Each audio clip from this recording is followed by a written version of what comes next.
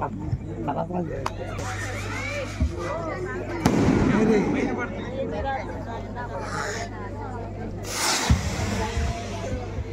భీమ్ జై భీమ్ మళ్ళీ ఒకసారి జై భీమ్ జై భీమ్.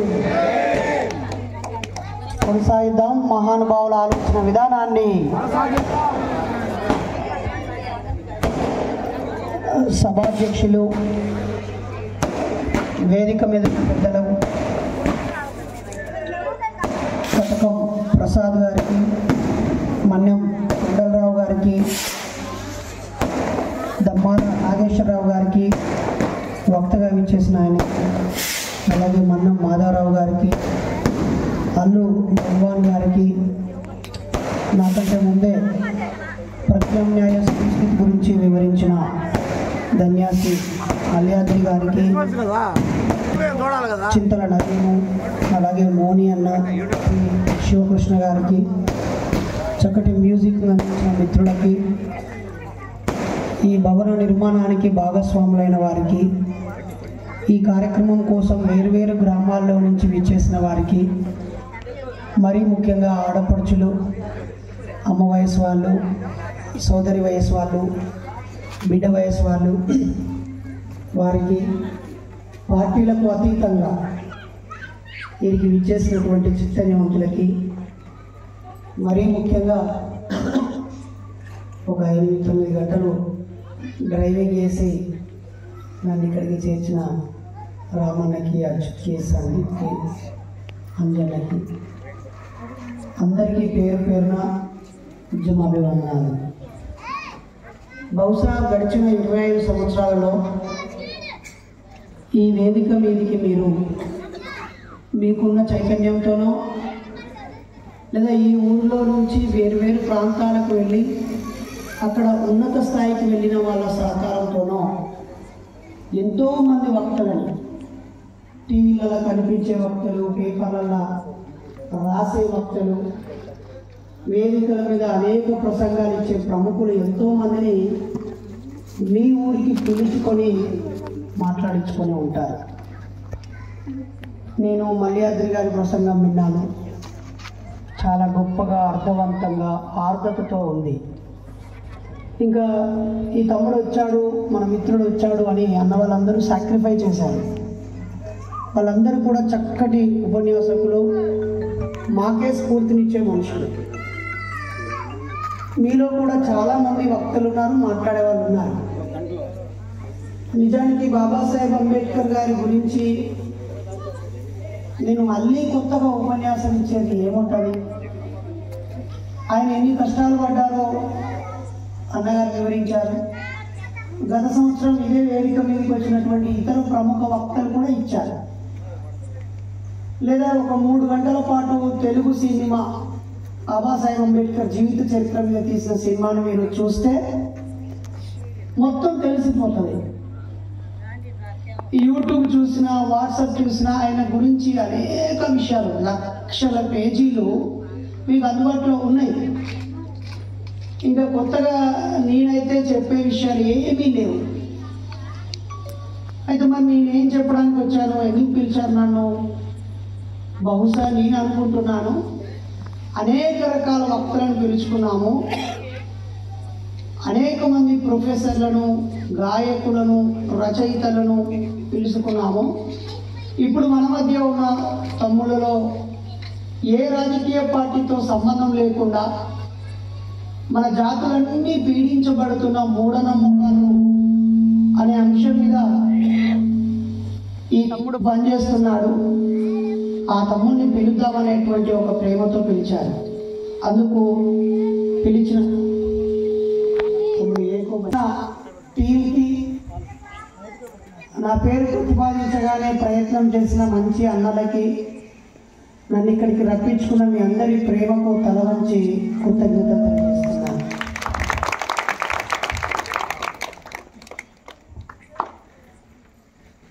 ఇక నేను మాట్లాడాల్సినవన్నీ ఇక్కడ రాసుకున్నాను, 3 పేజీలు. అందులో ముఖ్యమైనది బాబాసాహెబ్ అంబేద్కర్ ఎవరు? అన్ని వేదికల మీద పెద్దలందరూ ఆవేదన వ్యక్తం చేస్తున్నారు. బాబాసాహెబ్ అందరి వాడు. ఆయన వల్ల అన్ని సద్బండ వర్ణాల వాళ్ళకి ఉపయోగం జరిగింది. ఇప్పుడు దోపిడీ కులాలు, పీడించే కులాలు, సంపన్న కులాల వాళ్ళకు కూడా రిజర్వేషన్ వచ్చింది బాబాసాహెబ్ వల్లే. అలాగే బ్రాహ్మణ క్షత్రియ వైశ్యుల ఇళ్లలో మడిగట్టుకొని వంటగదికి పరిమితమైనటువంటి ఆడపడుచులకు కూడా ఓటు హక్కు ఇచ్చి వాళ్ళని కూడా సమానత్వం చేసింది బాబాసాహెబే. బీసీలు ఈ మాత్రం ఇప్పుడు చదువుకుంటున్నారు, బాగుపడుతున్నారు. ఆస్తులో ఉద్యోగాలు కొంచెం గౌరవంగా వాళ్ళ కులానికి కేటాయించిన వృత్తి కాకుండా వాళ్ళకు నచ్చిన అన్ని పనులు చేయడానికి చాలా అవకాశాన్ని బాబాసాహెబ్ ఇచ్చాడు. ఇలా ముస్లిం సోదరులు ఇంతకాలం ప్రార్థన చేసే దగ్గరే ఆగిపోయారు. క్రైస్తవ సోదరులు నమాజ్ చేసి రోజుకు 5 సార్లు నేలకి నుదురును ఆనించి అల్లాహు అక్బర్ అల్లాహు అంటూ ఆ నమాజ్ చేసే సోదరులు ప్రతి ఆదివారం చదువు వచ్చినా రాకున్నా సంఖ్యలో బైబిల్ పెట్టుకుని వెళ్ళేటువంటి క్రైస్తవులు అందరూ వాళ్ళ దేవుడు వాళ్ళని రక్షించలేడు, వాళ్ళ మసీదు, వాళ్ళ చర్చి, వాళ్ళ హక్కులను వాళ్ళకు అందించలేదు. ఏదైనా అన్యాయం జరిగితే చట్టబద్ధంగానే రాజ్యాంగబద్ధంగానే మనం రక్షణ పొందగలమని ఇప్పుడిప్పుడు రియలైజ్ అవుతూ బాబాసాహెబ్ పాదాల కాడికి వస్తూ ఉన్నారు. మరి అందరికంటే ముందు నిమ్న జాతులు, పీడనకు గురైన జాతులు, పేదరికాన్ని పుట్టుకతో అనుభవించిన జాతులు, బలవంతంగా కులం పేరుతో బహిష్కరించబడ్డవారు మొదట తిరుగుబాటు చేసి అప్పుడున్న లాలూచి పడకుండా తిరుగుబాటు చేసి వెలివేయబడ్డ వెలిమాలంతా మొదటగా బాబాసాహెబ్ను అందుకోవడం వల్ల ముందు ఎవరు ఇంత తెచ్చిపెట్టుకుంటే వాళ్ళ దేవుడే అయిపోతాడు కదా. అట్లా బాబాసాహెబ్ బొమ్మలు మొదట సోయికి వచ్చిన వాళ్ళు, బాబాసాహెబ్ వల్ల మొదటగా లబ్ధి పొందినామని చైతన్యమైన వాళ్ళు మాలపల్లెల్లో, మాదేవపల్లెల్లో పెట్టుకున్నారు. కాబట్టి అప్పుడున్నటువంటి బ్రాహ్మణ క్షత్రియ వైశ్యులకి, కమ్మ కాపు చౌదరి నాయుడులకి, లేదా వెలమ దొరలకి, రెడ్డి పటేళ్ళకి, మున్నూరు కాపులకి, ముదిరాజులకి, పద్మశాలిలకి, యాదవులకి, గౌండ్లకి బాబాసాహెబ్ గురించి ఎక్కువ తెలియలేదు. అందువల్ల ఒక దశాబ్దాల పాటు ఈయన నిమ్న జాతులకు రిజర్వేషన్లు ఇచ్చాడు, నిమ్న జాతుల అభ్యున్నతి కోసమే పనిచేశాడు అని పుస్తకాలు రాసే అవకాశం ఉన్నటువంటి స్వార్థ సంకుచిత భావం ఉన్న వాళ్ళు ఆయన గురించి రాసేశారు.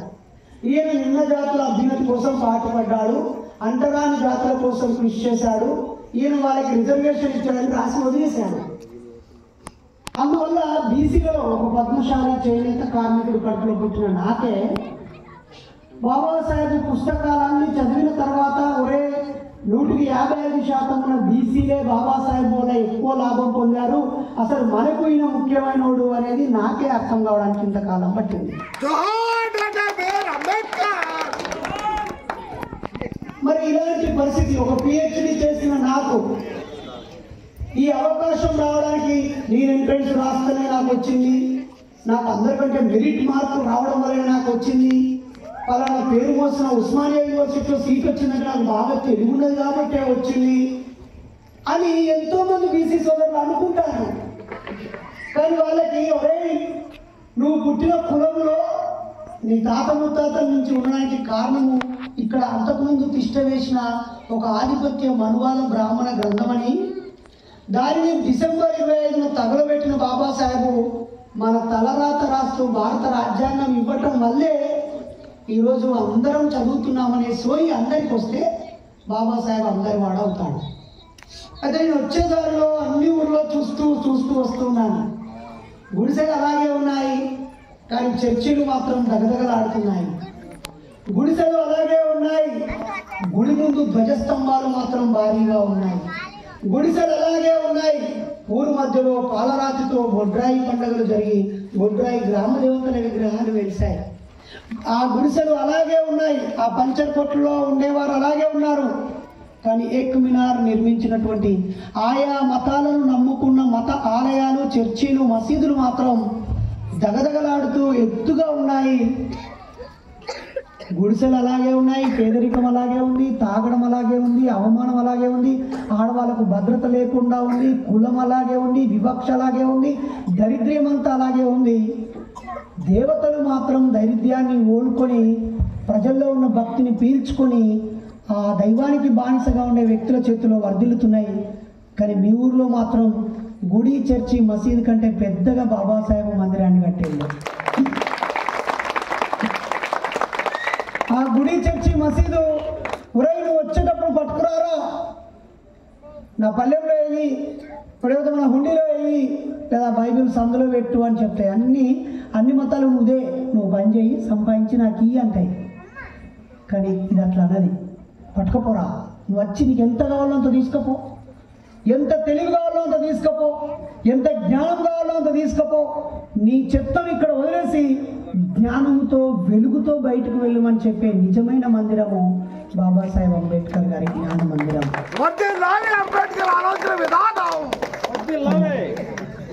అయితే ప్లీజ్ అమ్మా, నేను దీని సక్సెస్ ఏంటి అని ఆలోచించాను లోపలికి వెళ్ళగానే. బహుశా కొహీర్లో ఉన్నటువంటి బాబాసాహెబ్ అంబేద్కర్ జ్ఞాన మందిరం నుంచి జోగులాంబ గద్వాల్లో, అలంపూర్లో ఉన్నటువంటి అంబేద్కర్ మందిరం వరకు, అంటే విజ్ఞాన భవన్ వరకు, ఈ రాష్ట్రంలో ఉమ్మడి ఆంధ్రప్రదేశ్లో బైరెడ్డిపల్లి తీర్థం నుంచి నిన్నగాక మొన్న వెళ్ళిన శ్రీకాకుళం పలాస పక్కకుంటూ ఉన్నటువంటి లైబ్రరీ వరకు, బొడ్డపాడు లైబ్రరీ వరకు నేను ఒక 500 నుంచి 1000 అంబేద్కర్ భవనాలను చూశాను. మిమ్మల్ని పోవట్లేదు నేను. వాటి ఫెయిల్యూర్ వెనకాల, దీని సక్సెస్ వెనకాల కారణం ఏంటంటే, చాలా చోట్ల ప్రభుత్వాలకి ఓట్లు అమ్ముకొని అంబేద్కర్ భవనాన్ని నిర్మించుకోవటం వల్ల, లేదా ఏదో ఒక రాజకీయ పార్టీలో ఉన్న ఎస్సీసీఎల్ నాయకుడి ఆధ్వర్యంలో అంబేద్కర్ భవనం నిర్మాణం కావడం వల్ల, లేదా ప్రభుత్వ స్థలంలో పుక్కిటికి వచ్చిన స్థలంలో అంబేద్కర్ భవనం నిర్మాణం కావటం వల్ల, అక్కడ రాజకీయ నాయకుల చెప్పు చేతుల్లో ఉండే వ్యక్తులు అంబేద్కర్ భవనాలను నడిపించడం వల్ల 100% అంబేద్కర్ భవనాలు శిథిలావస్థ స్థితిలోకి వెళ్ళిపోయి పనికి మాలినవిగా, పాడుబడినవిగా ఉన్నాయి. పోయిన సంవత్సరము నా సొంత తమ్ముడి పెళ్లిని నెల్లూరు జిల్లా గూడూరులో చేశాను. 2 వేర్వేరు కులాలు. ఆ గూడూరు బస్టాండ్ వెనకాలే ఉన్న అంబేద్కర్ భవనం దగ్గరికి వెళ్తే కనీసం బాబాసాహెబ్కు దండేయడానికి కూడా అనుకూలంగా లేనంత చండాలంగా ఉంది. అవన్నీ ఎందుకలా ఉన్నాయి? వాటి వెనుకాల రాజకీయ గ్రహణం పట్టింది. ఆ అధికారంలో ఉన్నంతసేపే ఆ భవనం పనిచేస్తుంది, ఆ తర్వాత ఎవరు దానికి ఓడు. కానీ ఇక్కడ ప్రజల కష్టంతో, చెమటతో, భగవానుడు చెప్పినట్టు అందరి భాగస్వామ్యంతో దీన్ని నిర్మించుకున్నారు కాబట్టి ఇది కలకలలాడుతుంది. దీంట్లో చదివిన వాళ్ళు ఉద్యోగాలు సంపాదిస్తున్నారు. ఇది ఎప్పుడు తెరిచి ఉంటుంది, ఎవరైనా రావచ్చు, చదువుకొని వాళ్ళ బతుకుని తీర్చిదిద్దుకొని ముందుకు వెళ్ళచ్చు. మరి మిగతా ఎందుకు జరగట్లేవు? అవి కేవలం తాత్కాలిక టిష్యూ పేపర్ లాగా నిర్మించబడ్డాయి. ఎకరం భూమి ఇవ్వచ్చేమో, 10 కోట్లు శాంక్షన్ చేయొచ్చేమో, అది స్వార్థం కోసం, ఉనికి కోసం నిర్మించుకున్నది. ఇది నిస్వార్థం కోసం, ఆశయం కోసం నిర్మించుకున్నది. కాబట్టి ఇది నిలబడింది, నిలబడుతుంది. కాబట్టి ప్రజలందరూ మావాడు అనుకుంటే అతనికి చావు లేదు. ప్రజలందరూ ఇది మాది అని అనుకుంటే దానికి తిరుగులేదు. దాంట్లో మత ఉన్మాదులు సక్సెస్ అయ్యారు. వాళ్ళు మతం ఇది అందరిది, ఇది మన మతం అనే దాన్ని అందరికి ఇంజెక్ట్ చేయగలిగింది. ఈ దేవుడు మనవాడు అనడంలో సక్సెస్ అయ్యారు. ఈ పూజ చేయాలి, ఈ వ్రతం చేయాలి, ఈ నోము చేయాలి, ఈ ప్రత్యేక ప్రార్థన చేయాలి, ఇలా రోజా ఉండాలి, ఇలా ఉండాలి, అలా ఉండాలని ప్రజలందరినీ వాళ్ళ చెప్పు చేతుల్లో పెట్టుకోవడంలో వాళ్ళు సక్సెస్ అయ్యారు. అంబేద్కరిస్టులు ఫెయిల్ అయిపోయింది. అంబేద్కరిస్టులు ఫెయిల్ అయిపోయింది ఎక్కడ అంటే, కేవలం అంబేద్కర్ను చదవడం దగ్గర ఆగిపోవడం వలన, కొద్ది దూరం ప్రయాణించి ఆగిపోవడం వలన జరిగింది. ఎప్పుడు అంబేద్కరిజం సక్సెస్ అవుతుందంటే, బౌద్ధాన్ని స్వీకరించి బాబాసాహెబ్ చూపించిన నవాయాన మార్గంలో అడుగుపెట్టినప్పుడు మాత్రమే పరిపూర్ణమవుతుంది. ఆయన మెడలో ఒక 5 రంగుల జెండా వేసుకుంటాడు బాబాసాహెబ్ అంబేద్కర్ చచ్చిపోయే ముందు. ఆయన డిసెంబర్ 6న చచ్చిపోతాడు. కేవలం ఒక 3 నెలల ముందు ఇందాక అన్న గుర్తు చేశాడు కదా, అక్టోబర్ 14, 1956లో మనందరి సమాజాన్ని పీడిస్తున్న అతిపెద్ద సమస్యలు అని చెప్పి మాట్లాడుతూ, నేను చదువుకున్నాను, పేదరికాన్ని జయించాను, నా ఊరు దాట, నా జిల్లా దాట, నా రాష్ట్రం దాట, నా దేశం దాట, నా ఖండం దాట 3 ఖండాల్లో పెద్ద చదువులు చదివాను. నా పేదరికం నాకు అడ్డుగాలే, నాకు తెలివింది కాబట్టి ఎదురుగా వచ్చి సహాయం చేసి పంపించారు. ఎవరైనా అడగడానికి మొహమాటం అయితే ఇందాక అన్న చెప్పినట్టు నా భార్య నాకు ఇచ్చింది. అంటే నాకు జ్ఞానమే తోడుగా నిలబడింది. నా సమాజానికి జ్ఞానం కావాలి, ఈ జ్ఞానంకు అజ్ఞానమే అడ్డుకుంటుంది, ఏది అజ్ఞానము అని ఆలోచించాడు. అందుకే బాబాసాహెబ్ అంబేద్కర్ ఈ పుస్తకం రాశాడు. రివల్యూషన్ కౌంటర్ రివల్యూషన్ అనే పుస్తకంలో విప్లవము, ప్రతిఘాత విప్లవము, నా జాతి ఇంకా అభివృద్ధి చెందకపోవడానికి కారణం వాళ్ళ మెదడులో నరాన నాటుకున్న తరతరాలుగా వచ్చే మను అధర్మ శాస్త్రము, కర్మ సిద్ధాంతము, ఏ కష్టం వచ్చినా నా తలరాత, నా బతుకు ఇంతే అనేటువంటి ఒక నిస్తేజం ఆవహించింది. కాబట్టి దీంట్లోంచి బయటపడాలని ఆయన బౌద్ధ మార్గం చూపించాడు. అలాగే నా వాళ్ళు పొద్దుంతా బేల్దారిలో పనిచేస్తే 1000-1500 వస్తాయి, లేదా అటు చెన్నై పోయో, విజయవాడ పోయో, విశాఖపట్నం పోయో, హైదరాబాద్ పోయో, ఇంకెక్కడో నిర్మాణం చేస్తే రోజుకు 5000 సంపాదించగలడు. మంచి కాంట్రాక్ట్ దొరికితే 3 నెలల్లో ఇల్లు కట్టి లక్షలు సంపాదించగలడు. కానీ ఆ డబ్బు పెట్టుబడిగా ఎందుకు మారతలేదు, ధనవంతులుగా ఎందుకు మారతలేదు, ఆయన కాలంలో ఖరీదైన బట్టల్లో, మంచి బంగారు ఆభరణాల్లో ఎందుకు తూలటం లేదు అని పరిశీలించాడు ఆయన. దీనికి కారణము మా ప్రజలకున్న మద్యం అని చెప్పి 5 రంగుల్లో ఒక రంగు అది చెప్తుంది. మద్యం నేను సేవించను అని ప్రతిజ్ఞ చేపిస్తాడు. నేను వ్యభిచారం చేయను, మానవ సంబంధాలు ఎందుకు ఇంత కలిసుకుంటున్నాయి, హైదరాబాద్ నుంచి నేను వచ్చాను, నేను ఒక్కనే వస్తున్నాను, నా భార్యను ఎందుకు ఎత్తలేను, నా అందమైన ముద్ర కూతురు ఎందుకు తీసుకొస్తలేను నీ పుట్టిన ఊరికి అంటే ఇక్కడ ఆకతాయిలు ఉన్నారు, తాగుబోతులు ఉన్నారు, తప్పుగా చూసే వాళ్ళు ఉన్నారు, ఎదవలు ఉన్నారు.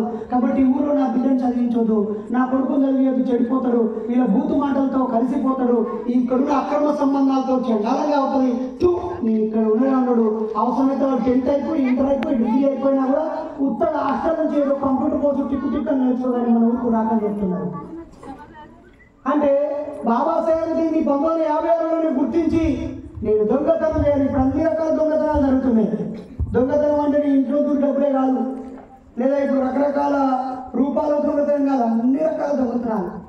అందుకే నేను మద్యం సేవించనన్నాడు, నేను దొంగతనం చేయనన్నాడు, నేను వ్యభిచారం చేయనన్నాడు, నేను గుట్కాలు, గుడుంబ, మత్తు పానీయాలు నా మెదడుకు చైతన్యాన్ని చంపేసే ఏ పదార్థం తీసుకోనని చెప్పాడు ఆయన.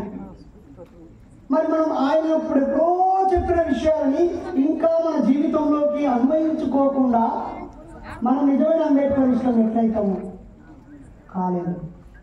ఇప్పటికీ కొద్దిమంది ఇళ్ళకే పుస్తకాలు వచ్చినాయి, కొద్దిమంది ఇళ్ళకే ఆయన ఫోటో వచ్చింది. ఇంకా ఇందాక మర్యాదలు అయితే పెరియారు గురించి, నారాయణ గురించి, సాహు మహారాజ్ గురించి చెప్తున్నాడు. గతంలో ఇంకా జయంతి వద్దంతా కానీ ఉన్నాం. వాళ్ళ జీవితాన్ని మన జీవితంలోకి ఆహ్వానించుకునేది ఎప్పుడు ఇంకా. కాబట్టి నెక్స్ట్ లెవెల్కి వెళ్ళిపోవాలి. ఒక దశ అయిపోయింది, ఇంకో దశకి వెళ్ళిపోవాలి. అలా వెళ్ళిపోవాలంటే తరతరాలుగా వచ్చే మన అజ్ఞానాన్ని తొలగించుకోవాలి.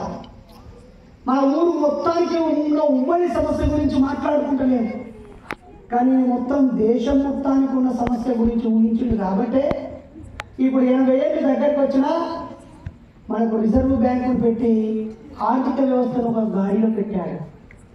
ఇన్ని సంవత్సరాలైనా భార్యాభర్తలే కలిసి ఉంటలేరు, కొట్టుకుంటారు, తిట్టుకుంటారు. ఒక తల్లి కడుపులో పుట్టిన వాళ్ళే కొట్టుకుంటారు, తిట్టుకుంటారు. పక్కింటి వాళ్ళే తన్నుకుంటారు.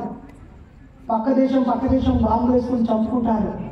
ఇలాంటి పరిస్థితుల్లో ఈ దేశం బాగుండాలంటే భిన్నత్వంలో ఏకత్వం సాధ్యపడాలి, సర్వమానవ సౌభ్రాతృత్వం నెలకొల్పబడాలి అని చెప్పి బాబాసాహెబ్ ఒక ఉన్నతమైన రాజ్యాంగాన్ని ఇవ్వటం వల్లే మన దేశం ఇప్పుడు ఏమాత్రం ప్రశాంతంగా ఉంది. అయితే ఈ రాజ్యాంగం చాలా మందికి అడ్డంకిగా మారుతుంది. చాప కింద నీరులా రాజ్యాంగానికి అతీతంగా అనేక పనులు జరుగుతున్నాయి. కానీ రాజ్యాంగం ఎటు వెళ్ళినా ఎక్కడో ఒక చోట తెలివైన వాడు ప్రశ్నించి ఇది రాజ్యాంగ విరుద్ధమని ఒక సుప్రీంకోర్టు జడ్జో, హైకోర్టు జడ్జో, ఒక హక్కుల కార్యకర్త, ఒక సమాచార చట్టం కార్యకర్త లేదా బుద్ధిజీవో రాజ్యాంగం పుస్తకం చదివిన వ్యక్తో ఎక్కడో ఒక చోట ఈ విరుద్ధం అడగగానే వాళ్ళు ఇంతకాలం నిర్మించుకున్న అబద్ధాలు, కల్పితాలు, మోసాలు బయటపడి అవన్నీ ఆగిపోతున్నాయి. ఈ పరిస్థితుల్లో అసలు ఈ భారత రాజ్యాంగమే లేకుండా చేస్తే అయిపోతుందనే కుట్ర కూడా జరుగుతుంది. కాబట్టి రాజ్యాంగాన్ని కాపాడుకోవాలంటే మనం గట్టిగా వర్ధిల్లాలి. రాజ్యాంగం అంటే కాదు, ప్రతి ఇంటికి నెక్స్ట్ మీ బంధువుల మిత్రుల పుట్టినరోజుకి రాజ్యాంగాన్ని పంచుకుందాం, పెళ్లి రోజుకి రాజ్యాంగం తెచ్చుకుందాం, నెక్స్ట్ జరిగే పండగకి చికెనో మటనో తేవడం బంద్ చేసి ఒక రాజ్యాంగాన్ని ఇంట్లో పడేద్దాం. అసలు ఇంకా చదువుడే కాలే, రాజ్యాంగం అర్థం చేసుకోవడం కాలే, ఆచరించడం ఎప్పుడు అవుతుంది, ప్రశ్నించడం ఎప్పుడు అవుతుంది. కాబట్టి ఒకవైపు రాజ్యాంగంని రక్షించుకుంటూనే వాటిని అనుభవిస్తున్నాం కాబట్టి వాటిని తెలుసుకోవట్లేదు, ప్రచారం చేయట్లేదు. కాబట్టి నాకు అనిపిస్తూ ఉంటుంది, ఒక బాబాసాహెబ్ అంబేద్కర్ లాంటి మహానుభావుడి దేశంలో పుట్టడం వల్ల ఇలా ప్రశాంతంగా కూర్చుని మాట్లాడుకోగలుగుతున్నాను. లేకపోతే మీరు ఇంతకుముందు ఎన్నోసార్లు విని ఉంటారు, కారంచేడులో ఏం జరిగింది, చుండూరులో ఏం జరిగింది, కదురుకుప్పంలో ఏం జరిగిందో. మా దగ్గర చాలా చోట్ల ఇలాంటివి జరుగుతూనే ఉన్నాయి. ఇప్పుడు కూడా ఎక్కడో ఒక చోట ఏదో ఒకటి జరుగుతూనే ఉంటుంది. కాబట్టి ప్రజలారా, బాబాసాహెబ్ అంబేద్కర్ పుట్టినరోజు అనగానే నేను ఇప్పుడు మిమ్మల్ని బాధపడే ప్రశ్న ఒకటి అడుగుతా. ఇందాక డీజే పెట్టుకున్నప్పుడు డ్యాన్స్ చేసినప్పుడు ఇక్కడ ఎవరెవరు చేయలేపండి. ముగ్గురు తప్ప అడుగులేడు, ఎందుకంటే ఎగిరి ఎగిరి అలసిపోయి పండడాలు. వాళ్ళేం తాగుబోతులు కాదు, తాగి ఊపిరి అనట్లేదు. అంటే వాళ్ళకు అలా అలవాటు చేసేసింది సమాజం. అదే ర్యాలీని మనందరం చిన్న చిత్తగా ముసలి ముతుక అందరం నచ్చిన అందమైన బట్టలతో సూటు బూటుతో చేతిలో బాబాసాహెబ్ జెండాతో ఊరంతా అక్కడి నుంచి ఇక్కడ దాకా ర్యాలీ చేస్తే కనిపించిన ప్రతి కుటుంబానికి, ప్రతి కులం వాళ్ళకి అందరికీ ఒక నీళ్ళు బొట్టు పెట్టి ఒక చిన్న కరపత్రము బాబాసాహెబ్ ఫోటోలు అయితే ఉంటుంది కదా, వాళ్ళకి గిఫ్ట్గా ఇచ్చి షేకాన్ని ఇచ్చి అలాయ్ బలాయ్ ఊరందరికీ అలాయ్ బలాయ్ అని, మహిళలకి మహిళలు అలాయ్ బలాయ్ ఇచ్చి, మగవాళ్ళకి మగవాళ్ళు అలాయ్ బలాయ్ ఇచ్చి, పిల్లలకి చాక్లెట్లు ఇచ్చి ఊరంతా ర్యాలీ చేస్తే ఎంత బాగుండేది. ర్యాలీ అనగానే ప్రేమ అయిపోతుంది. ఒక మైక్ పర్మిషన్ తీసుకొని పడేస్తే ఆయన మ్యూజిక్ పాపం కష్టపడి వీళ్ళు పెడుతూనే ఉంటారు, ఇది కాదు అది కాదు ఇది అంటారు, డ్యాన్సులు చేస్తూనే ఉంటారు. మరి ఆ సంస్కృతికి ఈ సంస్కృతికి తేడా ఏముంది? పక్కోళ్ళు మాట్లాడుకోవడానికి లేదు, ఓ పాట వస్తుంది, గుమాయించి గుద్దుతుంది, అందరూ ఇలా ఇలా ఊపేస్తారు, డ్యాన్స్ వేసేస్తారు, వీటికి వచ్చేస్తుంది. ఇదేనా బాబాసాహెబ్ అంబేద్కర్? ఎంజాయ్ చేయడం తప్పలేదు, కానీ ప్రొడక్షన్ ఏది? గోల్డని నీళ్ళు వచ్చాయి బావిలో, కానీ ఆ నీళ్ళని పొలానికి మళ్ళించి పంట పండించి పొలం వచ్చి పంట వస్తే కదా ఆకలి నిండి కడుపు నిండితే కదా లాభం జరిగి బాగుపడతా కదా నీకు ఆ నీళ్ళుండి లాభం. మనం పెట్టేం లాభం? ఏం లాభం లేదు. కాబట్టి ఇప్పుడైతే ఎంత పెద్ద ప్రమాదం ఉంది బాబాసాహెబ్ చుట్టంటే, ఫస్ట్ బాబాసాహెబ్ను వీళ్ళందరూ ద్వేషించాలి అని చెప్పి కొంతమంది పెంపుడు కుక్కలను తయారు చేసుకొని ఆ కుక్కలకి బొక్కలు వేసుకొని బాబాసాహెబ్ చెడ్డవాడు, బాబాసాహెబ్ కేవలం మానవాడే, ఆయన రాజ్యాంగమే రాయలేదు, అసలు ఆయన చదువుకున్నంత వేరే వాళ్ళ డబ్బులతో ఆయన రాజ్యాంగంలో వేరే వేరే రాజ్యాంగాల నుంచి కాపీ చేసి పేస్ట్ చేసిండు, ఈయనకంటే ముందే ఇంకొక ఆయన రాజ్యాంగం రాసిండు అని అంబేద్కర్ గురించి ఏదో ఒక చెడ్డ కామెంట్ చేసి మన మనసును విరగొట్టాలని చూస్తారు. కాబట్టి బాబాసాహెబ్ మామూలు మంచోడు కాదు. ఓ 10 సంవత్సరాల పాటు 100 మంది కలిసి ఈయన జీవితం అంతా వెతికి ఆయన ఎంటిక కూడా మీకలేరు వాళ్ళు. ఈయన ఓ సిగరెట్ తాగుతున్న ఫోటోనో, ఒక ఆడపిల్లను పట్టుకొని హక్ చేసుకున్న ఫోటోనో, లేకపోతే కొంతమంది మహాత్ములు అనే వాళ్ళు నిగ్రహం కోసం బట్టలు లేకుండా ఆడపిల్లల పక్కన పడుకొని నిగ్రహాన్ని పరీక్షలు అయినట్లు వేయలే. తనతో ఒక ఆడపడుచు ఉండి టైంకు మెడిసిన్ ఇచ్చి ఆహారం ఇచ్చి ఆయనకు సేవలు చేయడం కోసం ఒక ఆయన ఉండాలి నర్స్ అంటే, నర్సు నాతో ఉంటే నా సమాజం తప్పుగా అనుకుంటుందని ఆవిడను పెళ్లి చేసుకున్న మహానుభావుడు ఉంటాడు. పెళ్లి చేసుకొని తన ఇంటికి తీసుకున్నాడు. కండిషన్స్ కూడా పెట్టేది. చదువు వచ్చినామా అయి ఉండాలి, వైద్యం తెలిసినామా అయి ఉండాలి, ఇంగ్లీష్ వచ్చినామా అయి ఉండాలి, మళ్ళీ నా ద్వారా పిల్లల్ని కానీ చికాకు పరిచయం అయి ఉండొద్దు అని పెట్టేది. ఇంత గొప్ప ఆలోచన కదా. మరి ఇక్కడ ఎంతమంది మీ కడుపులో అంబేద్కర్ని కనాలనుకుంటారు? మీ కడుపులో పుట్టిన పిల్లల్ని బాబాసాహెబ్ బాటలో ఎంతమంది పెంచుతారు? ఈ రెండు ప్రశ్నలు మనం వేసుకున్నాం, అందరం వేసుకున్నాం. ఎంతమంది బాబాసాహెబ్ అంబేద్కర్ని కనాలనుకుంటారు? నీ కడుపులో బాబాసాహెబ్ అంబేద్కర్ పుట్టాలంటే ఆయన తండ్రిలాగా నువ్వు కూడా ఇంగ్లీష్ నేర్చుకొని బాల్యం నుంచి నీ పిల్లలకి ఇంగ్లీష్ నేర్పించాలి. ఆయన తల్లిలాగా, ఆయన తండ్రిలాగా ఆ పిల్లోడు చదువుకోవడం కోసం అప్పుడు దీపం వీలైతుంది చదువుతున్నప్పుడు టీవీ సీరియలో, సినిమానో, సెల్ ఫోనో, సొల్లు కబుర్లో, పిచ్చి కబుర్లో తాగొచ్చి తన్నుకొని తిట్టుకొని గొడవ పెట్టుకునేటువంటి కలుషిత వాతావరణంలో బాబాసాహెబ్ ఎందుకు గుర్తుడు, ఎందుకు పెరుగుతుడే? నీ ఇల్లు శుద్ధి చేసాయి, నీ శరీరం శుద్ధి చేసాయి, నీ మెదడు శుద్ధి చేసాయి, నీ భాష శుద్ధి చేసాయి, నీ కుటుంబాన్ని శుద్ధి చేసాయి, నీ పరిసరాలను శుద్ధి చేసి క్లీన్గా ఉంచుతా కదా బాబాసాహెబ్ నీ కడుపులో పుట్టేది. నువ్వు తాగుతూ, గొడవ పడుతూ, స్వార్థంతో ఉంటూ, నీకు చదువు గురించి ఆలోచన లేకుండా, పుస్తకాల వాసన నీ ఇంట్లో లేకుండా, భక్తి ధూపదీప నైవేద్యము, బైబుల్ కీర్తనలో, నమాజ్లో, అన్ని మత పండుగలో అజ్ఞానం నీ ఇంట్లో మంచిగా పెట్టుకున్నాక విజ్ఞానం నీ ఇంట్లో ఎందుకు పుడుతుంది, నీ కడుపులో ఎందుకు పుడుతుంది? అంటే మీరు అంబేద్కర్ కళానికి అర్హత సంపాదించాలి. అలా కొంతమంది ఆల్రెడీ కలిగి ఉంటే వాళ్ళకి అభినందనలు. మరి నీ పిల్లల్ని బాబాసాహెబ్ బాటలో పెంచాలంటే ఎట్లా? బాబాసాహెబ్ ఎక్కడ పెరిగిందో ఆయన జీవిత చరిత్ర పుస్తకం నీ కొడుకు తెలవాలి కదా. ఆయన వాళ్ళ అమ్మ నాన్నని వదిలిపెట్టి దూరం ఉండి చదువుకున్నాడు. పెళ్ళి అయినాక కూడా చదువుకోండి. ఇక్కడ పెళ్ళి అయినాక చదువుకున్నారు ఎంతమంది? 4 కొడుకులు పుడితే 3 కొడుకులు చచ్చిపోయినా కూడా ఆయన చదువుకున్నాడు, సమాజం కోసం పనిచేసాడు. మరి మనం ఎంతమంది ఉన్నాం? ఒక బిడ్డ పుడితే ఆయన చచ్చిపోయినా కూడా ఈయన సమాజంలోనే ఉన్నాడు. మనం ఎంతమంది ఉన్నాం? ఆయన ఆస్తులు సంపాదించాడు. ముంబైలో రాజగృహ అని 5 అంతస్తుల భవనం కట్టుకున్నాడు, పుస్తకాలు పెట్టుకోవడానికి, చదువుకోవడానికి. మరి ఆయన ఢిల్లీలో భవనం కొనుక్కున్నాడు, పూణేలో భవనం కొనుక్కున్నాడు. ఆయన ఒక విద్యా సంస్థలు బోర్డని పెట్టింది. కనీసం మనం ఒక గంట సేపు అన్న ట్యూషన్లో ఉచితంగా చెప్తానమ్మా. వాకింగ్ పోయే టైంలో నేను ఒక గంట సేపు మనం ఒక బ్యాచ్ని పట్టుకొని కూర్చోబెట్టుకొని జ్ఞానాన్ని పంచుతానమ్మా. అలా చేయకపోతే ఎట్లా? ఈ దేశం నుంచి వేరే దేశంలో ఆయన చదువుకున్నప్పుడు మరి మన పిల్లలు ఎంతోమంది ఈ దేశం నుంచి వేరే దేశంలో చదువుకుంటారు. ఆయనకు ఒక 7-8 భాషలు చదవడం వచ్చు, రాయడం వచ్చు. ఈ మధ్య ఒక యూజ్లెస్ ఫెలో నన్ను అడిగాడు, బాబాసాహెబ్ అంబేద్కర్కు సంస్కృతమే రాదని. నేను అయ్యే చెప్పాడా, వీడి చెప్పాడా? వాడు ఒకసారి గూగుల్లో వెతుకుతానేమో, ఆయన దినచర్య చదువుతానో, స్నేహితుల జ్ఞాపకాలు అంబేద్కర్ ఏమని ఉన్నాడు, ఆయన రాసిన రచనలన్నీ చదివితే వాళ్ళు తెలిసేది. నీకు అనుమానం పుట్టించడం కోసం, నీకు భయం పుట్టించడం కోసం, అభద్రతాభావం నేర్పించడం కోసం ఓ పనికిమాల ప్రశ్నలు వేసి మనల్ని డైవర్ట్ చేసి, కన్ఫ్యూజ్ చేసి ఇబ్బంది పెడతారు. ఏం ఇబ్బంది పడాల్సిన అవసరం లేదు. మరి నీ కొడుకులకి, నీ బిడ్డలకి ఎన్ని భాషలు వచ్చు? నీకు, నీ భార్యకి, నీ తోడబుట్టిన వాళ్ళకి దూరంగా ఎన్ని రోజులు నీ పిల్లలు ఉండగలరు? కాబట్టి ప్రజలారా, ఈ బాబాసాహెబ్ అంబేద్కర్ జయంతికి మనందరం ప్రతిజ్ఞ చేద్దాం. బాబాసాహెబ్ నా ఇంట్లో పుట్టాలంటే నా ఇల్లు శుద్ధి కావాలి. నా కొడుకులు బిడ్డలు బాబాసాహెబ్ లాగా ఉండాలంటే నేను బాబాసాహెబ్ తల్లిదండ్రుల లాగా బిహేవ్ చేయాలి, ప్రవర్తించాలి. నేను చిల్లరగాడిలాగా, ఒక చిల్లర మనిషిలాగా, ఒక పనికిమాల జీవితాన్ని నేను గడుపుతూ నా కడుపులో మహానుభావుడు పుట్టాలంటే ఎట్లా పుట్టాడు. కాబట్టి ఇప్పుడున్న సమాజానికి బాబాసాహెబ్ అంబేద్కర్ చాలా మంది కావాలి. ఇక బీసీల జోలికి వద్దాం.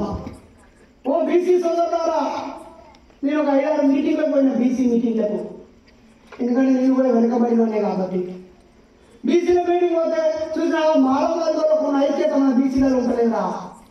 అరే వాళ్ళకంటే అంబేద్కర్ ఉన్నారు, మనకి ఎవరున్నారు అంటాడు. నాకు ఆనే అనిపిస్తుంది, ఓ అన్నలారా, ఓ సోదరులారా, బీసీ మిత్రులారా, మీరు వేరు రాష్ట్రాల్లో కొంతమంది ఎస్సీలుగా ఉన్నారు, వేరే చోట ఎస్టీలుగా ఉన్నారు. ఈ బీసీ ఎస్సీ అనే అంశం బాబాసాహెబ్ పెట్టింది కాదు. బీసీ ఎస్సీ అనే అంశాన్ని బాబాసాహెబ్ భారత రాజ్యాంగంలో బీసీలు ఎస్సీలు అని విభజించలే బాబాసాహెబ్ అంబేద్కర్. ఆయన ఏమన్నారంటే విద్య, ఉద్యోగము, సామాజికము, రాజకీయము 4 అంశాలలో వెనుకబడి ఉన్న వాళ్ళని బీసీలు అన్నాడు. అలాగే అస్పృశ్యత, అంటరానితనాన్ని భరిస్తున్న వాళ్ళను ఎస్సీలో చేర్చమన్నాడు. ఎక్కడెక్కడో గిరిజన ప్రాంతాల్లో ఉండి ప్రత్యేక సంస్కృతి, సాంప్రదాయం, ఆచార వ్యవహారాలు ఉన్న వాళ్ళని ఎస్టీల జాబితాలో పెట్టమన్నాడు. విద్య, ఉద్యోగం, ఆర్థికంగా సామాజికంగా అభివృద్ధి చెందిన వాళ్ళని ఓపెన్ కేటగిరీ, ఓసీ అనే క్యాస్ట్ కాదు, ఓపెన్ కేటగిరీలో ఉంచమన్నాడు. ఆ తర్వాత వచ్చిన ఆయా రాష్ట్రాల్లోని పాలకులు దాన్ని విభజించేటప్పుడు ఒకరిని బీసీలో, ఒకరి ఎస్సీలో, ఒకరి ఎస్టీలో అక్కడున్న పరిస్థితుల రీత్యా లేదా స్వార్థంతో పెట్టుకున్నారు. గౌరవ ప్రధాని మోడీ గారు కూడా వాళ్ళ కులం ఓపెన్ కేటగిరీలో ఉంటే ఆయన ముఖ్యమంత్రి అయ్యాక ఇది వెనుకబడిన కేటగిరీ బీసీలకు నెట్టేసుకున్నాడు. కాబట్టి ఎవరైనా మీతో ఎస్సీ, ఎస్టీ, బీసీ ఈ వర్గీకరణ, ఈ విభజన అంతా బాబాసాహెబ్ చేసినారంటే వాడిని చెప్పుతో కొట్టండి. అరే బ్లడీ ఈడియట్, ఒక్కసారి చదువురా అని చెప్పండి. ఆయన బతుకున్నప్పుడు ఎస్సీ, ఎస్టీ, బీసీ ఏం లేవు. అంటరాని జాతులు, వెనుకబడిన జాతులు, దోపిడీ జాతులు ఉండేవి. మరి అలా వెనుకబడిన జాతుల్లో బాబాసాహెబ్ తనకు గురువులుగా చెప్పిన 3 కూడా బీసీలే కదా. ఒక వ్యవసాయం చేసే కులంలో పుట్టిన బుద్ధుడికి తను ఆ నీటి పంపకాల దగ్గర కదా ఆయన ఇల్లు విడిచి, ఆ రాజ్యం విడిచి వచ్చింది. మహాత్మా జ్యోతిరావు పూలే బీసీ కాదా? ఒక ముద్రాజు కులంలో పుట్టలేదా? కబీర్ దాస్ ఒక బీసీ కాదా? మరి ఇప్పుడు చాలా మంది గొప్పగా ఫీల్ అవుతున్నటువంటి నారాయణ గురువు అనే ఆయన గౌడు కాదా? మనందరికీ బీసీలకి మండల్ కమిషన్ వేసి మనందరికీ ఒక అవకాశం కల్పించినటువంటి బీపీ మండల్ ఒక యాదవ బిడ్డ కాదా? పెరియార్ రామస్వామి సంఘ సంస్కరణ కోసం మార్గం వేసి తమిళనాడులో ఒక సాంస్కృతిక విప్లవం, ఒక రాజకీయ విప్లవం, ఒక ఆర్థిక విప్లవం తీసుకొచ్చినటువంటి పెరియార్ రామస్వామి ఒక 300 కాపు బిడ్డ కాదా? ఎంతసేపు ఎదిగి ఉన్న బాబాసాహెబ్ అంబేద్కర్ని చూసి, ఓన్ చేసుకున్న అంబేద్కరిస్టులను చూసి, ఎస్సీ కమ్యూనిటీ బాబాసాహెబ్ గుండెల్లో పెట్టుకొని ఎక్కడెక్కడ విడిపోయినా, కోట్లు సంపాదించి ఎక్కడో ఉన్నా, అడుగు తింటూ ఎక్కడో ఉన్నా ఈ పండగకి అందరూ ఏకమవడానికి ఆయన ఒక కారణమైనట్టుగానే గౌడన్నలు ఎందుకని నారాయణ గురు గౌడు తీసుకోవద్దు ఆదర్శంగా? ముదిరాజు ముద్దు బిడ్డలు సరస్వతి చదువుల తల్లి సావిత్రిబాయి పూలేని మరియు జ్యోతిరావు పూలేని ఎందుకు తీసుకోవద్దు? 300 కాపులందరూ ఎందుకని పెరియార్ రామస్వామి తీసుకోవద్దు? ఎదిగి ఉన్నా అందరికి పాపులారిటీ సంపాదించి, అందరి గుండెల్లో స్థానం సంపాదించి, చెరగని ముద్ర వేసి ఆకాశమెత్తు ఎదిగిన అంబేద్కర్ను చూసి అవమానించుకోవడం, కించపరచడం ఎందుకు? బీసీ సోదరులందరూ ఒక్కసారి మండలం పట్టుకోవడానికి కారణం ఏంటో చదివి ఆ మండల ఉద్యమం యొక్క నివేదిక చదివితే తెలుస్తుంది. అలాగే బీసీ సోదరులు పెరియార్ రామస్వామి స్వ అభిమాన ఉద్యమం 100 సంవత్సరాల క్రితం ఈ భారతదేశం మొత్తం మీద 100 సంవత్సరాల క్రితం జరిగిన మొట్టమొదటి మానవ హక్కుల పోరాటం పెరియార్ చేశారు. ఏమి పోరాటం అది? ఒక గుడి ముందు నుంచి మనుషులు నడిచిపోయే హక్కు కోసం. ఆయన చేసిన తర్వాత బాబాసాహెబ్ అంబేద్కర్ గారు నాసిక్ కాలారం ఉన్నటువంటి త్రయంబకం దగ్గర ఉన్నటువంటి గోదావరి నది స్టార్ట్ అయ్యే ప్లేస్లో ఉన్న కాలారం టెంపుల్ ముందు నడిచే హక్కు కోసం, ఆ ఉత్సవాల్లో పాల్గొనే హక్కు కోసం పోరాటం చేసింది. పెరియార్ రామస్వామి మున్సిపాలిటీలో నల్లా కేసీఆర్ గారు ఇంటింటికి నల్లా అని మిషన్ భగీరథ అని లేని దేవుడి పేరు పెట్టి ఊరూరు నల్లా పెట్టి నీళ్ళు ఇచ్చినట్టుగానే ఒక 100 సంవత్సరాల క్రితము పెరియార్ రామస్వామి ఇంటింటికి నల్లా పెట్టించారు. పెరియారు తమిళనాడులో ఇంటింటికి నల్లబెట్టి తిప్పుకొని నీళ్ళిస్తున్నాడు, కానీ మహాది చెరువులో నీళ్ళు తాగడానికి అవకాశం ఇస్తారని బాబాసాహెబ్ అంబేద్కర్ నీళ్ళ కోసం పోరాటం చేసింది. ఎన్ని రకాల పోరాటాలు చేసింది ఆయన. మరి మనకి ఇంత వయసు వచ్చింది, ఎంతో కొంత చదువుకున్నాం లేదా బతుకుతున్నాం. మనం ఒక నెల రోజులకి ఒక్క రోజున ఈ సమాజంలో ఈ జాతి ఎదుర్కొనే ఒక సమస్య కోసం మన జీవితంలో ఒక రోజు కేటాయిస్తున్నామా? మరి కేటాయించకుండా మనం అంబేద్కర్ పేరుని చదువుకోవడం వల్ల, చెప్పడం వల్ల ఏం ప్రయోజనం? చెదలు పురుగు ఉంటుంది. మా ఇంట్లో పెట్టిన పుస్తకాలని చాలా నా ఒక 5-6 ఇండియా పుస్తకాలని చెదలు పురుగు మొత్తం తినేసింది. అంటే ఆ చెదలు అన్ని పుస్తకాలను చదివినట్ట, అన్నిటిని నవ్వి నింగి కడుపులో పెట్టుకున్నట్ట. అంత తెలివైన చెదలు పురుగులు. అలాగే గ్రంథాల్లో ఉన్న అక్షరాలు, మీ ఇంట్లో ఉన్న పుస్తకాలు, మీ అనుమానంలో మీకోసం ఎదురు చూస్తున్న పుస్తకాలు కాదు. సమాజం అల్టిమేట్. ఆ ప్రపంచంలో అందరికంటే ఎక్కువ పుస్తకాలు చదివినా బాబాసాహెబ్ అంబేద్కర్ గారు తిరిగి ప్రజల దగ్గరికే వచ్చిండు, ప్రజల కోసమే పనిచేసిండు. అలాగే నారాయణ గురు గౌడు ప్రజల కోసమే పనిచేసిండు. మహాత్మా జ్యోతిరావు పూలే ముదిరాజు ప్రజల కోసమే పనిచేసిండు. బుద్ధుడు ప్రజల కోసమే పనిచేసిండు. కాబట్టి మనమందరం కూడా బాబాసాహెబ్ అంబేద్కర్ జయంతి అనగానే ఇదొక సందర్భంగా భావించాలి. ఇదొక జాతరగా, ఇదొక స్ఫూర్తి దినంగా. ఈ సందర్భంగా పోయిన సంవత్సరం నుంచి ఈ సంవత్సరం వరకు చెల్లెళ్ళు ఎవరెవరు కులాంతరం పెళ్లి చేస్తున్నారో వాళ్ళని ఇక్కడ పిలుచుకొని సన్మానించుకోవాలి, వాళ్ళ తల్లిదండ్రులను సన్మానించుకోవాలి. ఈ ఏడాదిలో ఎంతమంది ఉద్యోగాలు తెచ్చుకున్నారు వాళ్ళని సన్మానించుకోవాలి.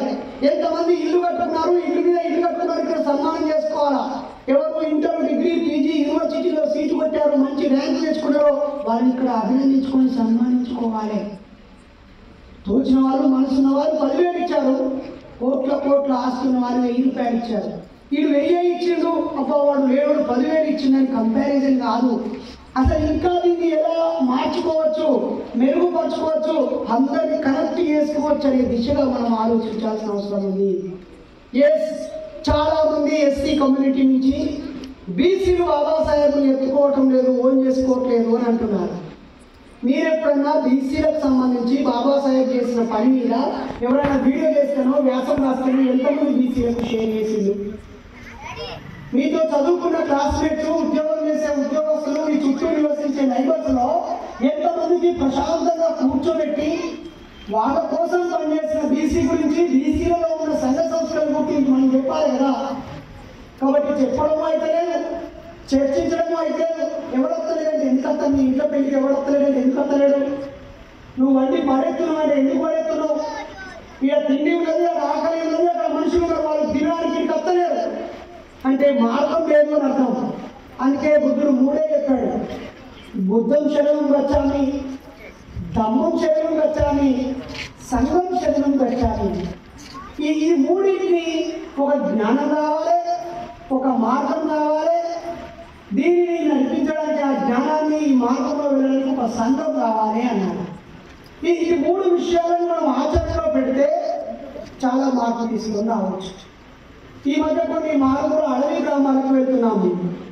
అది శ్రీకాకుళం పాడేరు ఏజెన్సీ నుంచి మొదలుకుంటే ఆ మన్యం పాలకొండ నుంచి అల్లూరి సీతారామరాజు అనకాపల్లి నర్సీపట్నం నుంచి ఇటు ఏటూరు నాగారం ఏజెన్సీ ఇక్కడ ఉన్నటువంటి ఊటూరు దాకా ఆదిలాబాదు మెదక్ అన్ని అడవి గ్రామాలకు వెళ్తే 100,000 ఎకరాల భూమి పోరాటం చేసిన వాళ్ళు పంచిచ్చిండు. పోరాటం చేసిన నక్సలైట్లు, ఎర్రజెండా నక్సలైట్ కాకుండా ఎర్రజెండా పార్టీ వాళ్ళు 1,000 ఎకరాలు పంచారు. వివిధ పార్టీ కూడా రకరకాల సందర్భాలు పంచారు.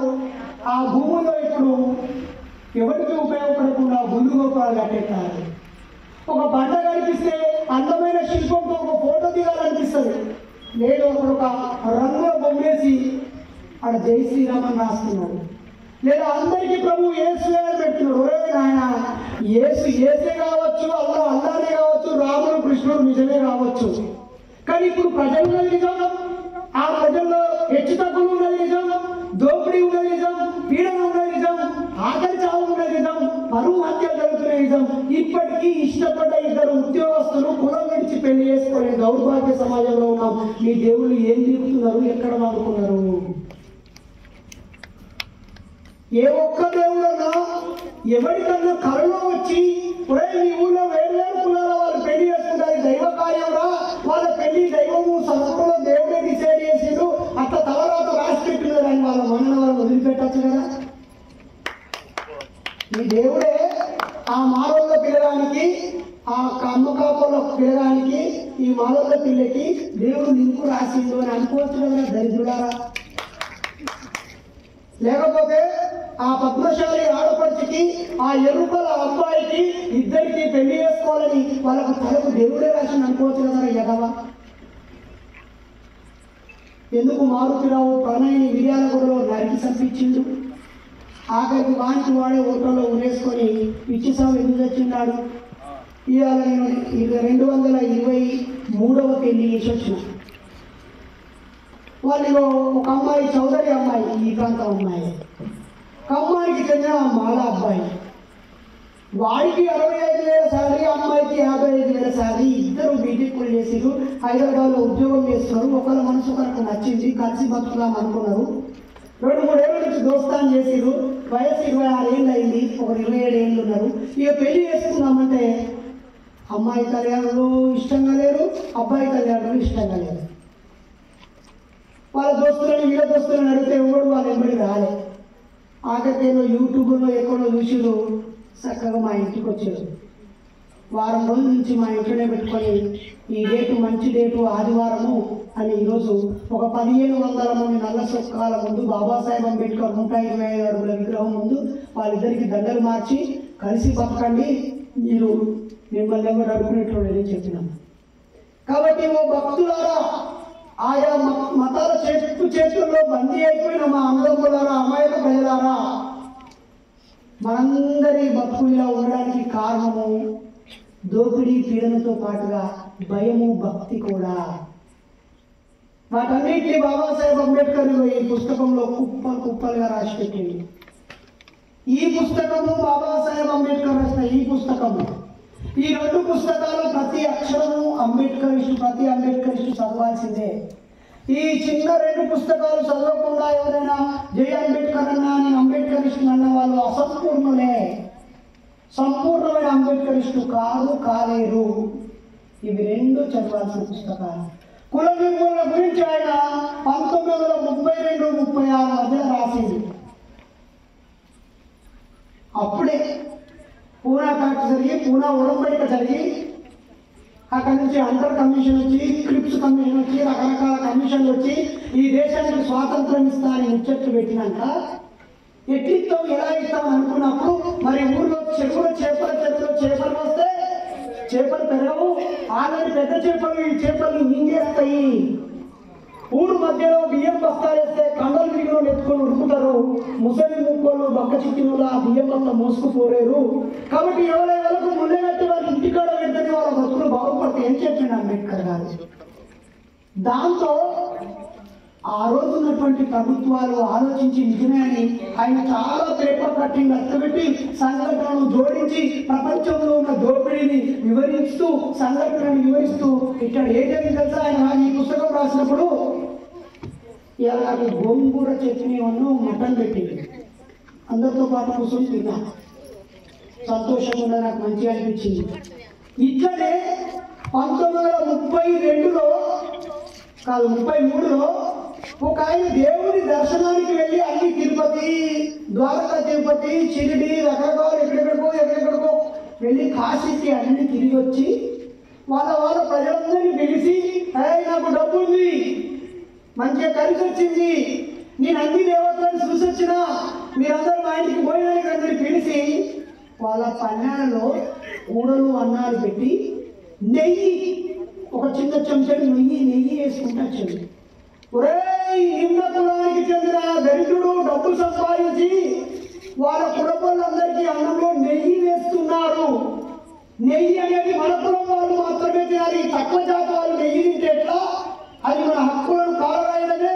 ఇక వాడు ఇలా నెయ్యి తింటాడు, రేపు పట్టు వస్త్రం కడతాడు, ఎల్లుండి చెప్పులు వేసుకుంటాడు, ఆ తర్వాత తలపాగా తీసుకుంటాడు, ఆ తర్వాత మన ముందు కాళ్ళు చెప్పులు ఇప్పడు, ఆ తలపాగా తీయడు, బాంజని ఉండడు అని చెప్పి ఊరంతా వచ్చి ఆ నెయ్యి తింటున్నారని చెప్పి ఆ పళ్ళ్యాన్ని విసిరేసి, విస్తరాలు చింపేసి ఆ అన్నం గదిలో పెంట వేసి కొట్టి ధ్వంసం చేసేసి దీని ఆయన బాబాసాహెబ్ అంబేద్కర్ ఈ పుస్తకంలో రాసింది. ఈ దేశానికి పట్టిన అతిపెద్ద దరిద్రంలో అత్యంత ముఖ్యమైన దరిద్రం, పెద్ద దరిద్రం కులము. ఆ కులాన్ని నిర్మూలించకుండా ఈ దేశం బాగుపడదు అని చెప్పాడు. అందుకే విద్యార్థుల రాష్ట్రం కులమతాల పునాదుల మీద ఒక జాతిని కానీ, ఒక నీతిని కానీ, ఒక వ్యవస్థను కానీ నిర్మించలేమని రాశాడు ఆయన. మరి 1936 అంటే ఇది 2024, 88 ఏళ్ళుగా 88 ఏళ్ల క్రితమే ఆయన కులం పోవాలంటే ఏం చేయాలో రాశాడు.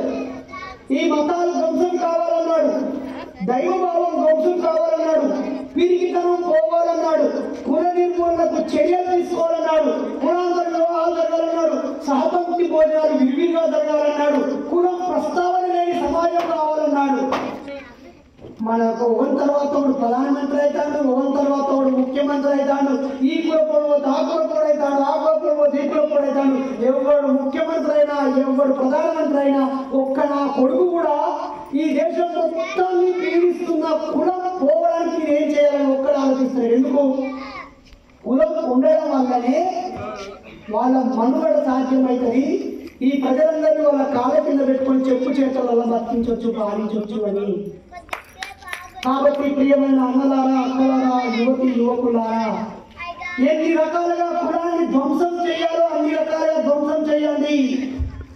ఎవరి కులం ఏది అని అడిగే వాతావరణం లేకుండా చేయాలి. విస్తృతంగా కులం విడిచి పెళ్లి చేసుకోవాలి, కులం విడిచి స్నేహం చేయాలి, కులం విడిచి జీవించాలి, కులం ఆనవాలు లేని కాడికి వెళ్ళిపోవాలి.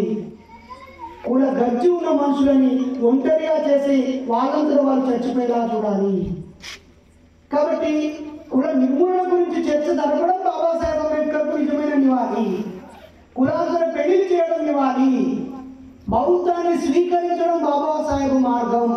పుస్తకాలు చదవడం, ఇంటి మీద పుస్తకాలు పెట్టుకోవడం, చారిత్రక ప్రదేశాలకు వెళ్ళడం, ప్రకృతిని ప్రేమించడం, సమాజాన్ని ప్రేమించడం, జ్ఞానంతో వర్ధిల్లడం, సమాజానికి డబ్బు ఇవ్వడం, సమాజానికి సమయాన్ని ఇవ్వడం, సమాజానికి జ్ఞానాన్ని ఇవ్వడం, pay back to the society, తిరిగి వెనకకి చెల్లించాలి. ఏవి? నీ తెలివి తెలుసుకున్న దాన్ని, నీ డబ్బు సంపాదించిన దాన్ని. మనం మన సమయం 24 గంటల్లో ఎంత చర్చికి ఇస్తున్నాం, ఎంత మసీదుకి ఇస్తున్నాం, ఎన్ని తీర్థయాత్రలకి, గుడులు, గోపురాలు, పండుగలు, పబ్బాలకి ఇస్తున్నాం, మరి ఎంత సమాజం కోసం ఇస్తున్నాం? అన్ని మతాలు లోక కళ్యాణం కోసమే మానవ సేవనే మాధవ సేవ అని చెప్తున్నాయి. కానీ ఎన్ని సంవత్సరాలుగా మాధవ సేవ చేస్తారు, కానీ ఆ చర్చిలు, గుడిలు, మసీదులు, ఆస్తులు పెరిగిపోతున్నాయి. సైకిల్ మీద వచ్చిన పాటలు స్కూటర్ మీద వచ్చి తర్వాత కార్ల కత్తాడు, ఆ రేకుల కింద ఉన్నటువంటి ఆ చర్చి కాస్త ఏసీ బంగ్లా అయిపోతుంది, పాలరాయితో తుళ్ళు తుంగుతా ఉన్నది. గుడి గోపురాలు అయితే అసలు ఏం జిగేలు అంటున్నాయి. బంగారం పెడుతున్నారు, మళ్ళీ ఎవరైనా ఎక్కపోతారని సీసీ కెమెరాలు పెడుతున్నారు కదా. ఈ గుడి, చర్చి, మసీదులు ఎందుకు మత పెళ్లి ఎందుకు చేయాలి? కులం విడిచే పెళ్లి ఎందుకు చేయదు? మతం విడిచే పెళ్లి ఎందుకు చేయదు? చేయి. కాబట్టి ప్రజలారా, మిత్రులారా, మనమందరం కూడా బాబాసాహెబ్ బాటలో వెళ్ళాలంటే ఆయన అక్షరాలను మన బిడ్డలకు అందించాలి. ఆయన చేసిన పుస్తకాలు మన ఇంటికి రావాలి. ఆయన చేసిన కార్యక్రమాల గురించి రకరకాల చర్చ జరగాలి. జనవరి 1వ తేదీ రాగానే ఒక వారం రోజుల ముందే జనవరి 1 భీమా కోరేగాం విజయ్ దివాస్ ఉత్సవ కమిటీ ఇక్కడ ఏర్పాటు జరగాలి. ప్రెసిడెంట్ ఇట్నే ఉండి విజయ్ దివాస్ అని యువకులతో ఒక కమిటీ ఏర్పడి ఏం చేద్దాం అంటే ఇంకోటి కొత్తగా ఆలోచిస్తాడు. ఇప్పుడున్న సమాజంలో ఎందుకు వస్తాడు కాబట్టి వీళ్ళకి పుడతాడు. పుట్టి అరే ఆ రోజు మనం వీరులో విజయం సాధించాం. 1818లో షికాగో ఆధ్వర్యంలో భీమా నది ఒడ్డున కోరేగాం అనే గ్రామంలో పూణేకి 25 కిలోమీటర్ల దూరంలో బాజీరావు పీషు అనే ఒక బ్రాహ్మణ రాజు మన తల్లుల చెల్లుల మాన ప్రాణాలు తీస్తూ బట్టలు ఇప్పి ఆటలాడిస్తూ ఎవడైనా కండలు తిరిగిన వాడు నా తల్లి మీద నా చెల్లె మీద ఎందుకు చేసినావా అని ఎదురు తిరిగితే వాడి తల్లులకి ఫుట్బాల్ లెక్క ఆడుకున్నాడు. నికృష్టమైన దరిద్రమైన మనుధర్మాన్ని పాటించే ఆర్య బ్రాహ్మణుడి పాలనను అంతం చేసింది. మనలో బతుకులైన బాబాయిలతో మనకేం పర్లేదు. మనం పోయి బాధ చెప్పుకుంటే దేవుడు జీవిస్తుంది అని మనకు మానసిక ధైర్యం ఇచ్చిన అయ్యగారితో మనకు వెళ్ళి లేదు. మన బిడ్డను వాళ్ళ ఇంటికి కోడగా చేసుకున్న బాబులను మనోడే. ఆ బిడ్డని మనకి ఇచ్చిండు. బాబాసాహెబ్కు ఎవరు బిడ్డని ఇచ్చిండు? బాబాయిని వాళ్ళ బిడ్డని ఇచ్చిండు. ఇలా బిడ్డని ఇచ్చినాడు లేదా మన బిడ్డని ఇంటికి తీసుకున్నాడు. మనతో ఉండేటోడు మన శత్రువు కాదు. కానీ బ్రిటిష్ కంటే, ఫ్రెంచ్ కంటే, డచ్ కంటే, పోర్చుగీస్ కంటే ముందే కైబర్ వాళ్ళు కనుగొనకుండా పొట్ట చేత పట్టుకొని వచ్చినటువంటి ఆ ఆర్య నీచ బ్రాహ్మణులు మనకు శత్రువులు. అప్పుడు వాడు వేసిన ఆ విషం వల్ల ఇంకా కడుక్కుంటూ పోతుంది. అప్పటికి ఒరే నా కొడకల్లారా మీ వేదాలు తీయండి తీసి ఎన్నో కాడ ఈ కులానికి మందు కనిపెట్టాడు ఆయన. లేకపోతే ఇంకా చిన్న చిన్న జరుగుతుంది ఆ ఉద్దానం ప్రాంతంలో మంచి మనం తినే కాజు అక్కడి నుంచే పండుతుంది, బాదం అక్కడి నుంచే పండుతుంది. ఇంత మంచి టేస్టీ ఫుడ్ ఉంది ఇక్కడ, మరి ఇంకా ఇక్కడ ఎందుకు ఉద్దానికి కిడ్నీ సమస్యలు ఉన్నాయంటే ఏమో దేవుడు మాకు కళాకట్లా రాసిందన్నాడు. ఒరే నాయన, ఎన్ని సంవత్సరాల నుంచి ఇక్కడ గుడులు, గోపురాలు, చర్చిలు, మసీదులు అన్ని దేవుళ్ళకి ఏ దేవుడికి కూడా ఇబ్బంది కాకుండా మొత్తం చేస్తారు కదా. ఒక్కడ కిడ్నీ దేవుడు పుట్టలేదండి. ఒకడ తలుపులమ్మ పుట్టింది, ఒకడ కిటికీలమ్మ పుట్టింది, ఒకడ రూకాలమ్మ పుట్టింది, ఒకడ ఆండాలమ్మ పుట్టింది. ఇవన్నీ దేవతల పేర్లే. నేను అక్కడ ఆటోల మీద లారీల మీద ఉంటే ఈ కిటికీలమ్మ తల్లి ఏంది, గాజులమ్మ తల్లి అని అనుకునేది. అక్కడికి వెళ్తే తెలిసింది అక్కడ ఒక చరిత్ర ఉంది, అక్కడ ఒక కథ ఉంది. వాళ్ళకి ఇప్పుడు మెయిన్ స్ట్రీమ్ రామాయణం, భారతం, వేదాల్లో, ఉపనిషత్తులు, అష్టాదశ పురాణాల్లో ఎక్కడ ఈ దేవులకు స్థానం లేదు. మా తెలంగాణ ప్రాంతంలో ఉన్న సమ్మక్క సారక్క కూడా స్థానం లేదు. అయ్యో ఇటీవల చనిపోయిన సత్య సాయిబాబాకు ఆ దేవుళ్ళ స్థానం లేదు. షిరిడి సాయిబాబాకు ఆ దేవుళ్ళ స్థానం లేదు. గమనించండి. మరి కిడ్నీ సమస్యలు ఏమి మా నలుగురిలో ఫ్లోరైడ్ సమస్య ఉన్నది. అలా మంచి వేదాలు, విద్యావంతులు కూడా కాలు చేతిలో పోయి ఉన్నాయి. వీటి కోసం ఒక దేవుడు పుడతాడు. ఈ ఇట్లాంటి కూడా దేవుడు ముక్కడికే పోతా ఉంటాడు. కాబట్టి కాస్త దేవుడి టాపిక్లు పక్కన పెడితే మనందరి బతుకులు మాట్లాడి పనిచేసిన మహానుభావుడు ఈయన. ఈ భారతదేశ చరిత్రను ప్రపంచంలో ఎవరైనా చర్చించాలనుకుంటే మన దగ్గర ఉన్న కులగజ్జిగాలు కాకుండా వేరే ఎవరైనా మాట్లాడుకోవాల్సి వస్తే ఇండియా, ఐఎమ్ ఫ్రమ్ ఇండియా అని ఏ దేశం పోయాన్నా ఆ దేశంలో చదువుకున్న వాళ్ళందరూ wow what a great India, the great Buddha born in your India. ఒక బుద్ధుడు ఈ దేశంలో పుట్టాడు. The great Samrat Ashoka Chakravarti, wow you are from Ashok land అంటారు. లేదంటే the great Babasaheb Ambedkar land అని చెప్తారు. అంతే. ప్రపంచంలో ఉన్న 196 దేశాలకు, ఐక్యరాజ్యసమితి గుర్తించిన దేశాలకి లేదా చిన్న చిన్న దేశాలకు ఎక్కడికి వెళ్ళినా ఇండియా అనగానే ముగ్గురు పేర్లే గుర్తుకొస్తాయి.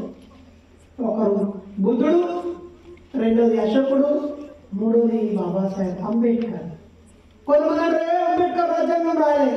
కొన్ని నాయన నిజంగా నేను రాయలేరా పోయి మీ తాతను మీ అయ్యను రాసింది, వాని ఫోటోను పెట్టుకో, నువ్వు పూజించు, మీ అయ్య బొమ్మ పెట్టుకో. ఆయన 296 మందో 556 మందో రాసిన రాజ్యాంగం అది అందరికీ కావాలంటే మరి ఎవడతాను. అది మిగతా రాష్ట్రాలందరూ మరి రాజ్యాంగంతో పాటు ఇంకా 119 పుస్తకాలు రాసేది. మరి మిగతా వాళ్ళందరినీ పుస్తకాలు రాసిండు. మరి వాళ్ళు ఏమి మహర్షులు పోరాటం చేసిండు, కాళారం టెంపుల్ దగ్గర పోరాటం చేసిండు, విద్యా సంస్థల కోసం పోరాటం చేసిండు, బ్రిటిష్ వాళ్ళతో పోరాటం చేసిండు, రౌండ్ టేబుల్ సమావేశంలో పోరాటం చేసిండు, పూనాలో గాంధీ గారితో పోరాటం చేసిండు. అది అయిపోయినాక, స్వాతంత్రం అయిపోయినాక కూడా సమాజం కోసమే పోరాటం చేసిండు. మరి రాజ్యాంగం ఈయనతో పాటు రాసిన మిగిలిన వాళ్ళందరూ ఏమేమి రాసిండు బిడ్డ?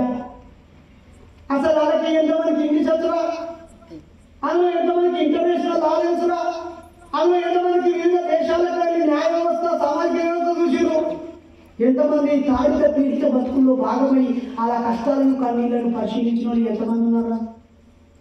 ఎవరి బతుకు వాడు బతికి కులాల కన్నా చెప్పినగా భగవాన్ అన్న. దీనికి ఒక విత్తనం వేసిన ఒక 10-15 మంది మూట పడితే నేను అందరూ తలా ఒక చేసి అయింది అని. మరి ఆ 10 మంది మనం గౌరవించుకోవాలా? లాస్ట్ ఒక ఆయన వచ్చి 10,000 అడబడితే నేను కూడా కట్టించిన అంటే కట్టించిన పేరు నీ పేరు ఉండొచ్చు, కానీ దాని ఆలోచనకు కారకుడు ఉంటారా కదా. కాబట్టి ఇంకొకటి, ఈ మధ్య రిజర్వేషన్ గురించి బాగా చర్చ జరుగుతుంది. మత సంస్థల ప్రతినిధులు కూడా రిజర్వేషన్ తీసేయాలంటారు. నా తొక్కలో రిజర్వేషన్ బూత్ మాట్లాడుతున్నాయి. నాకు బొత్సులో రిజర్వేషన్ పీక్ పడింది. బోషికెళ్ళారా నీ అమ్మ ఎవరికి కావాలదే? నీ రిజర్వేషన్ ఎవరికి కావాలా? సరే, ఏదైనా ఒక సిటీలో మొత్తం భూమి ప్రభుత్వం జాతీయం చేసి, ఒక సిటీలో ఉన్న ఫ్యాక్టరీలు, కంపెనీలు, భూమి మొత్తం జాతీయం చేసి ఆ సిటీలో ఒక 100 కిలోమీటర్ల వరకు రిజర్వేషన్ 0 చేయడానికి దమ్ముంటాయి.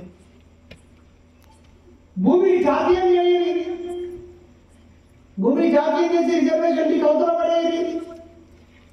ప్రైవేట్ విద్యా సంస్థలు, వైద్య సంస్థలు మొత్తం మీకేసి మొత్తం గవర్నమెంట్ విద్యా వైద్యం పెట్టి రిజర్వేషన్ మీకు పడేది. ఎవరికి కావాలి రిజర్వేషన్?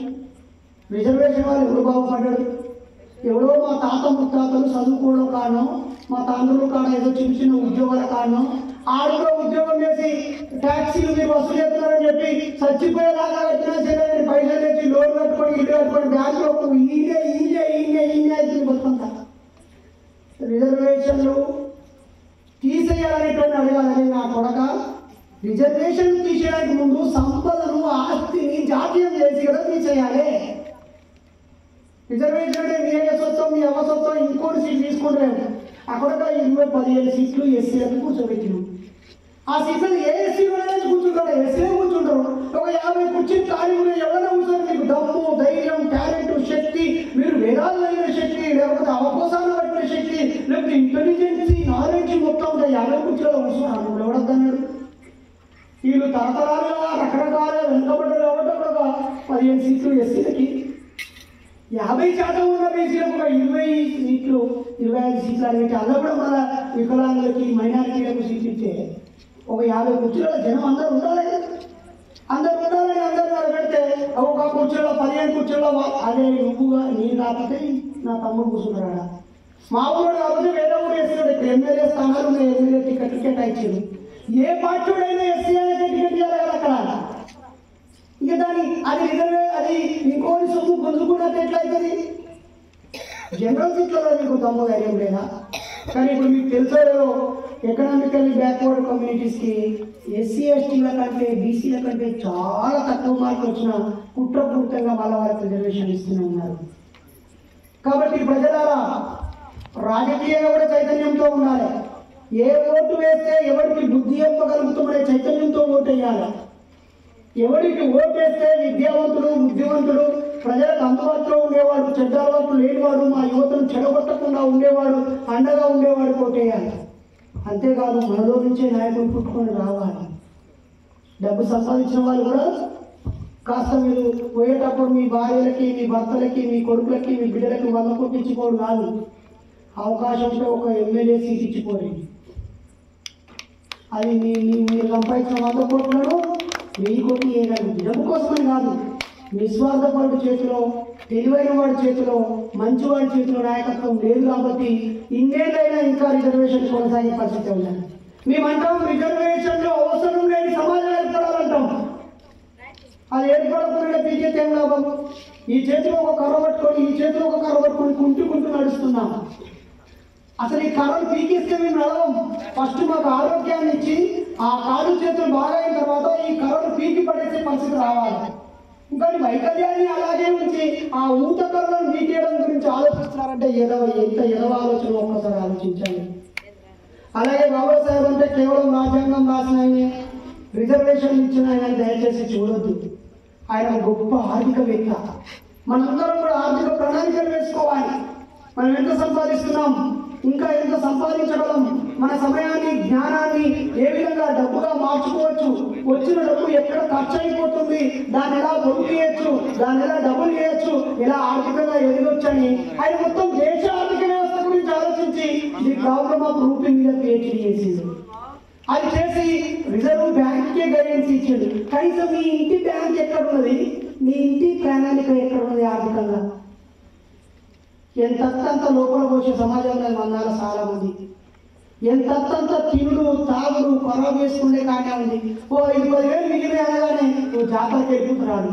ఓ మనం 3-4 ఏళ్ళు అవుతుంది మేకలు పోయాక, గొర్రెలు పోయాక, ఉప్పలమ్మ చేయక, మైసమ్మ చేయక, పోషమ్మ చేయక, మన గ్రామదేవత చేయక, మన ఇంటి ఇంటి దేవత ఇన్ని ఏం చేస్తుండ్రా భయ్? నీ ఇంటికే ఒక దేవత ఉన్నప్పుడు నీ దరిద్రాన్ని ఎందుకు పోగొట్టలే? నీ అనారోగ్యాన్ని ఎందుకు పోగొట్టలే?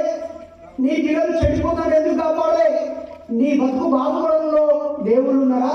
నువ్వు బాగుపడతా అంటే ఆ పైసలు తీసుకుపోయి ఖర్చు పెట్టించడంలో దేవుళ్ళు ఉన్నారా? ఒకసారి ఆలోచించండి.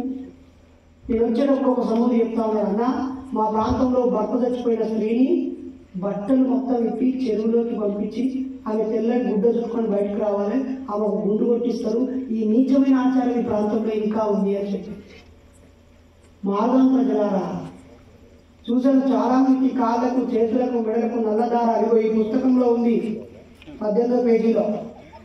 కేవలం తక్కువ జాతి వాళ్ళు, తెలివి లేని వాళ్ళు, మెడలు లేని వాళ్ళు మాత్రమే నేను తక్కువ జాతి వ్యక్తిని, నాకు తెలివి లేదు, నేను మీ కాళ్ళ దగ్గర వచ్చే బానిసను అని తెలియజేయడం కోసం నల్లదారం పట్టుకోవాలని ఆ రోజు ఉన్నటువంటి ఆర్య బ్రాహ్మణ నీచులు చెప్పిన కూడా. కానీ ఇప్పుడు మనం ఏం చేస్తున్నాం? అన్న కట్టిండు, అమ్మ కట్టిండు, అక్క కట్టిండు, చెల్లె కట్టింది, భార్య కట్టిండు, ఫ్రెండ్ కట్టిండు అని చెప్పి కాళ్ళకి చేతులకి మెడలకి దారాలు పెట్టుకుంటున్నాం. నేను కాసేపు అద్దంకి దగ్గర ఛాయ్ తాగడం కోసం ఆగిన. ఇలా చూస్తే ఆయన చెంచుతో కష్టపడి నడిపేటువంటి తొక్కేటువంటి రిక్షాకి కూడా 3 నిమ్మకాయలు జీడీలు పట్టుకున్నాను. ఇప్పుడు ఆయన నువ్వు పెట్రోల్ పోతలేవు, నువ్వే కష్టపడి తోడుతున్నావు, ఇంకా దీనికి దిష్టి తాకేమో, నువ్వు నలుగురు చిన్న గోషి పెట్టుకున్నావు, నీకేం తువ్వాలి కట్టుకున్నావు, ఇది చూసి నీకు దిష్టి తాకద్దా? నేను ఈ దిష్టి తాకద్దని నిమ్మకాయలు కట్టుకున్నాను. ఈ బండి ఒక ₹1 కోటి బండి, 50 లక్షల బండి. నీ కష్టంతో నడిచే బండి కూడా నువ్వు అమృత శక్తులను ఎందుకు అంటగడుతున్నావు? ఆ టర్నింగ్ పాయింట్ ఇక్కడ కూడా నిమ్మకాయలు మా దగ్గరనే ఉంటాయి అనుకున్నా. నిమ్మకాయలు ఎరువులు ఉంటాయి కదా. దయచేసి ప్రజలారా, ఒకవైపు విజ్ఞానాన్ని అందిపుచ్చుకుంటూనే అజ్ఞానాన్ని కూడా పోగొట్టుకోవాలి. మొదటి శత్రువు అజ్ఞానం. ఈ సమాజంలో మొదటి శత్రువు కులం. కాబట్టి కులాన్ని అజ్ఞానాన్ని పోగొట్టాలంటే, కులాన్ని పోగొట్టడానికి బాబాసాహెబ్ మార్గము, అజ్ఞానాన్ని పోగొట్టడానికి విజ్ఞానం మాత్రమే మార్గము. ఆ విజ్ఞానానికి బాబాసాహెబ్ ఇచ్చిన దారి బౌద్ధము. అందుకే జనవరి 1న ఇక్కడ కార్యక్రమం నిర్వహించండి యూత్ ఆధ్వర్యంలో. డిసెంబర్ 25న మహిళలతో ఒక కమిటీ వేసి, డిసెంబర్ 1వ తారీఖు కమిటీ వేసి మనుధర్మం మీద చదివించండి. మనుధర్మ దహనం ఎందుకు చేయాలి? ఇప్పుడు ఆ కాయాలు కాలబెట్టి వివాదాలు తెచ్చుకోకండి. మనుధర్మాన్ని కాలబెట్టి వాళ్ళతో గొడవ, అదే గొడవ ఎందుకే మనకు? నాకైతే గొడవ లేదు, కానీ నన్ను గొడవ చేసి వివాదాస్పదం చేసి పడేసాడు. 100కి 1 ఉంటాడు దేవుళ్ళని నమ్మనోడు. మీలో ఎవరు ఉన్నారా దేవుళ్ళని నమ్మనోడు? కానీ గట్టినే ఉన్నాడు కాదు. ఇక నా ముంగడ 100 మంది ఉంటే కింద మంది లేదు. నేను 100కి 1 చాలు నాకు. ఇంకా కొంచెం బాబాసాహెబ్ బాటలోనే 115 మంది ఉంటారైతే నేను 115 మంది మీరు నిజమైన అంబేద్కర్ ఇస్తుంటే వాళ్ళు ఈ పుస్తకం చదివితే వాళ్ళే దేవుని వదిలేస్తారు. అయితే ఇక ముస్లింలు అంటారా, వాళ్ళు ఇన్ని రకాల దేవుళ్ళని మొక్కరు కాబట్టి వాళ్ళు సగం నాస్తికులే. ఇక క్రైస్తవులు అంటారా, వాళ్ళు ఎప్పుడైతే బైబుల్ వదిలిపెట్టి రాజ్యాంగం పడతారో, పరలోకం లేదు స్వర్గం లేదని ఎప్పుడైతే తెలుసుకుంటారో, వాళ్ళు ఇచ్చే ఆదివారం సమాజం కోసం పనికేటాయిస్తారో అప్పుడు వాళ్ళు కూడా మారిపోతారు. ఇక నీరు పుట్టిన బీసీ కమ్యూనిటీకి అసలు నాస్తికోద్యమానికి ప్రాణం కోసమే పెరిగారు. ఈ సంఘ సంస్కరణ మూఢనమ్మకాలు పోవాలని చెప్పిందే ఊరే దంపతులు. కాబట్టి అసలు బీసీలే సంఘ సంస్కరణ ఉద్యమానికి పునాదిరాళ్ళు. బాబాసాహెబ్ అంబేద్కర్కి మార్గదర్శకులే బీసీలు. కాబట్టి బీసీలు 50% మంది అర్థం చేసుకుంటే ఈ దేవుళ్ళ పేరుతో మోసం చేసేవాళ్ళు, దేవుళ్ళ పేరుతో ఎలాంటి కష్టం చేయకుండా మంచిగా బతికేటోళ్ళు 5% మంది దొంగలు ఉంటారు. ఇక మనలో కొంతమంది మంచి మనుషులు నమ్మకం పేరుతో భక్తితో అలా ఉన్నారు. వాళ్ళు మనకు శత్రువులు కానే కాదు. దేవుడి పేరుతో మోసం చేసేటోడు, దేవుడి పేరుతో బతుకుదని వైద్యుడికి నేను చెప్పే మాటలు మనకై నచ్చాయి. కాబట్టి అసలే 2020 కాదు, 1 2 ఉంటాయి. కాబట్టి మనం ఆలోచించాలి. డిసెంబర్ 25 మహిళలు జరపాలి. అలాగే 26 జనవరి, నవంబరు 26, జనవరి 26, నవంబర్ 26 ఈ 2 రోజులు, ఒకటి రాజ్యాంగం ఆమోదించిన రోజు, ఒకటి అమలు చేసిన రోజు. ఆ రోజుల్లో కూడా విస్తృతంగా రాజ్యాంగం మీద పోటీలు పెట్టాలి, డిబేట్స్ పెట్టాలి, క్విజ్ కాంపిటీషన్స్ పెట్టాలి, వ్యాసాల పోటీలు పెట్టాలి. చదువుకునే పిల్లలు 8వ తరగతి నుంచి పీజీ దాకా చదివే వాళ్ళందరినీ కాన్స్టిట్యూషన్ వైపు నడిపిస్తే వాళ్ళకి ఒక మంచి ఫౌండేషన్ వస్తుంది. ఏప్రిల్ 14 అందరూ కలిసి జరుపుకోవాలి. డిసెంబర్ 6 కూడా ఆయన స్మరిస్తూ వర్ధంతి ఏం చేస్తాం, మళ్ళీ దండలేసి గడిపోకుండా ఉంటుంది కదా, మళ్ళీ అంబేద్కర్ చెప్పలే. ఒకసారి నాగపూర్ తీసుకుపోవాలి అక్టోబర్ 14 లేకపోతే దసరా పండుగ రోజు. ఒకసారి ముంబైకి ఆయన సమాజంలో కాడికి తీసుకుపోవాలి. ఆయన ముఖ్య ప్రదేశం కాడికి ఇక్కడున్న 10 కులాల నుంచి ఇద్దరు సెలెక్ట్ చేసి 20 మందిని కుల నిర్మూలన యాత్ర అని చెప్పింది.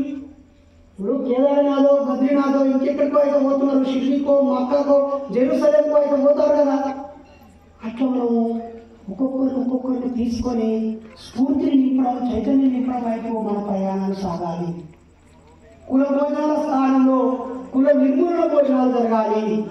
ఇక ఈ పెళ్ళిళ్ళు అయితే ఎంత అట్టాసం. ఇందాక అన్నీ చెప్పింది కదా, మా పెళ్ళి కేవలం 3,000 అయింది ఇదే డయాస్ మీద అని. ఇప్పుడు 30 లక్షలు ఎందుకు పెడతారో అర్థం కాదు. 30 లక్షలు, 50 లక్షలు, ₹1,00,00,000. ఇంటి ముందు బాగా దగ్గర వాళ్ళ మధ్యలో పెళ్లి చేసుకుంటే పెళ్లి కాదా? ముక్కు ముఖం తెలియని అందరినీ పిలుచుకొని కోట్లు ఖర్చు పెట్టిన పెళ్ళా?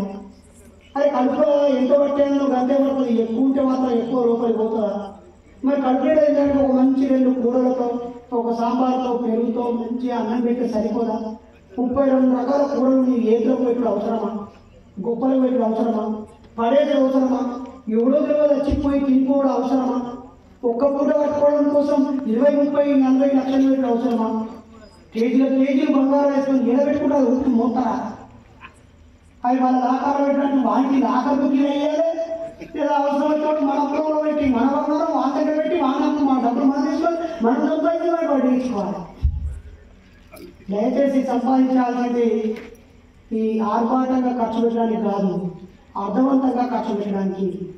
బాబాసాహెబ్ తన సంపదలో చాలా పుస్తకాలు చదివింది, చాలా పుస్తకాలు కొన్నాడు. ఇప్పుడు మనం కొనక్కర్లేదు, ఆల్రెడీ గూగుల్ వచ్చింది, అలాగే PDF ఫైల్స్ వచ్చినాయి, పెద్ద ల్యాప్టాప్లో హాయిగా డిజిటల్ బుక్స్ వచ్చినాయి.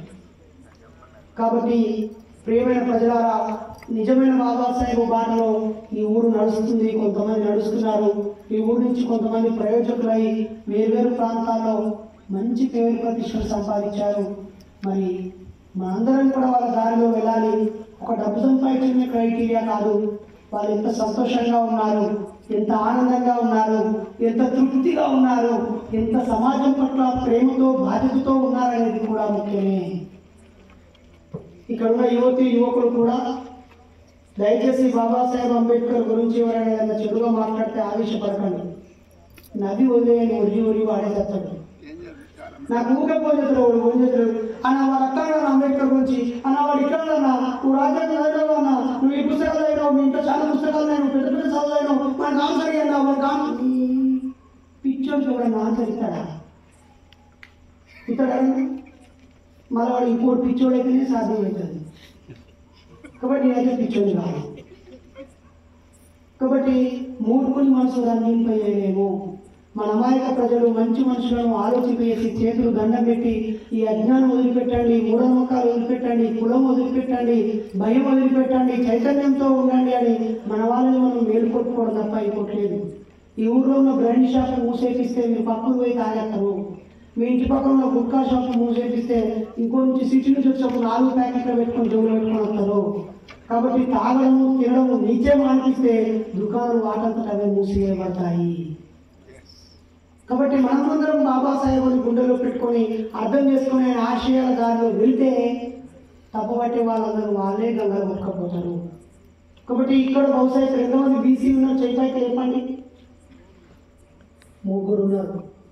ఇదే మన దేశం వెనుకబాటుతానికి కారణము. ప్రపంచమంతా గుర్తించిన ఈ మహానుభావుని గుర్తించకపోవడము. బీసీలు ఈరోజు రేపు ఓటేస్తారు కదా, ఈ పార్టీ ఆ పార్టీ పైసలు ఇస్తుంది, లేకపోతే ఆ పార్టీ ఈ పార్టీ కాళ్ళు మొక్కుతుంది, నువ్వు గ్రేట్ ఉంటుంది కదా. కనీసం నువ్వు ఓటు వేయడానికి కారణం నేనే అయింది కదా. ఈయన లేకపోతే మీ బీసీ కమ్యూనిటీ హాల్ వచ్చేదా, మీ బీసీ కాలనీకి రోడ్డు వచ్చేదా, మీకు ఓటకు వచ్చేదా, మీ పిల్లలు చదువుకునేవారా, ఉద్యోగం తెచ్చుకునేవారా, లేదా ఏదైనా సమస్య వస్తే కోర్టుకు పోయి రక్షణ పొందేవారా? ఇవేమీ లేవు కదా. ఈ పక్కనే ఈ ఆంధ్ర ప్రాంతము తమిళనాడు ప్రాంతం కలిసి ఉండేది, మద్రాసు కేంద్రంగా, మద్రాసు ప్రైవేట్ ఇది. దీంట్లో రాజాజీ అనే ఆయన ముఖ్యమంత్రిగా ఉండే ఆయన బ్రాహ్మణయ్య. ఈ ప్రాంతం విడిపోయిన తర్వాత టంగుటూరు ప్రకాశం ఇంకో బాపునాయుడు ముఖ్యమంత్రిని చేసిండు. చూడండి, వాళ్ళు పూజ చేస్తూ దేవుడు జగత్ సర్వం దైవాధీనం, తన దైవం మంత్రాధీనం, తన మంత్రం బ్రాహ్మణాధీనం, బ్రాహ్మణం మమదేవత అని చెప్పుకున్న వాళ్ళు, అధ్యాపనం బ్రాహ్మణ వృత్తి అనుకున్న వాళ్ళు పాలనలోకి కూడా వచ్చి క్షత్రియ వృత్తిని కూడా వాళ్ళు నిర్వహించారు. మరి మనం ఇంకో వృత్తి నిర్వహించడానికి ఎందుకు వెనకాడుతున్నాం? అదే రాజాజీ చెప్పాడు, మీరు మీ కుల వృత్తులు ఒక పూట వేయాలి, ఆయన తోలు చెప్పులు ఒక కాడ ఉండాలి, డప్పు ఒక పూట వాయించాలి, ఆ కుండలు ఒక పూట వేయాలి, బట్టలు ఒక పూట ఉతకాలి, ఆ నేతన్న బట్టలు తయారు చేయాలి, ఆ జాలరి చేపలు పట్టాలి, ఒక పూట పల్లె పోవాలని చెప్పిండు. అప్పుడు అక్కడ ఉన్న పెరియ రామస్వామి దాన్ని తిప్పికొట్టిండు. మరి మనం మన దగ్గర ఉన్న వాటిని ఎప్పుడు తిప్పికొడదాం? ఆలోచించండి.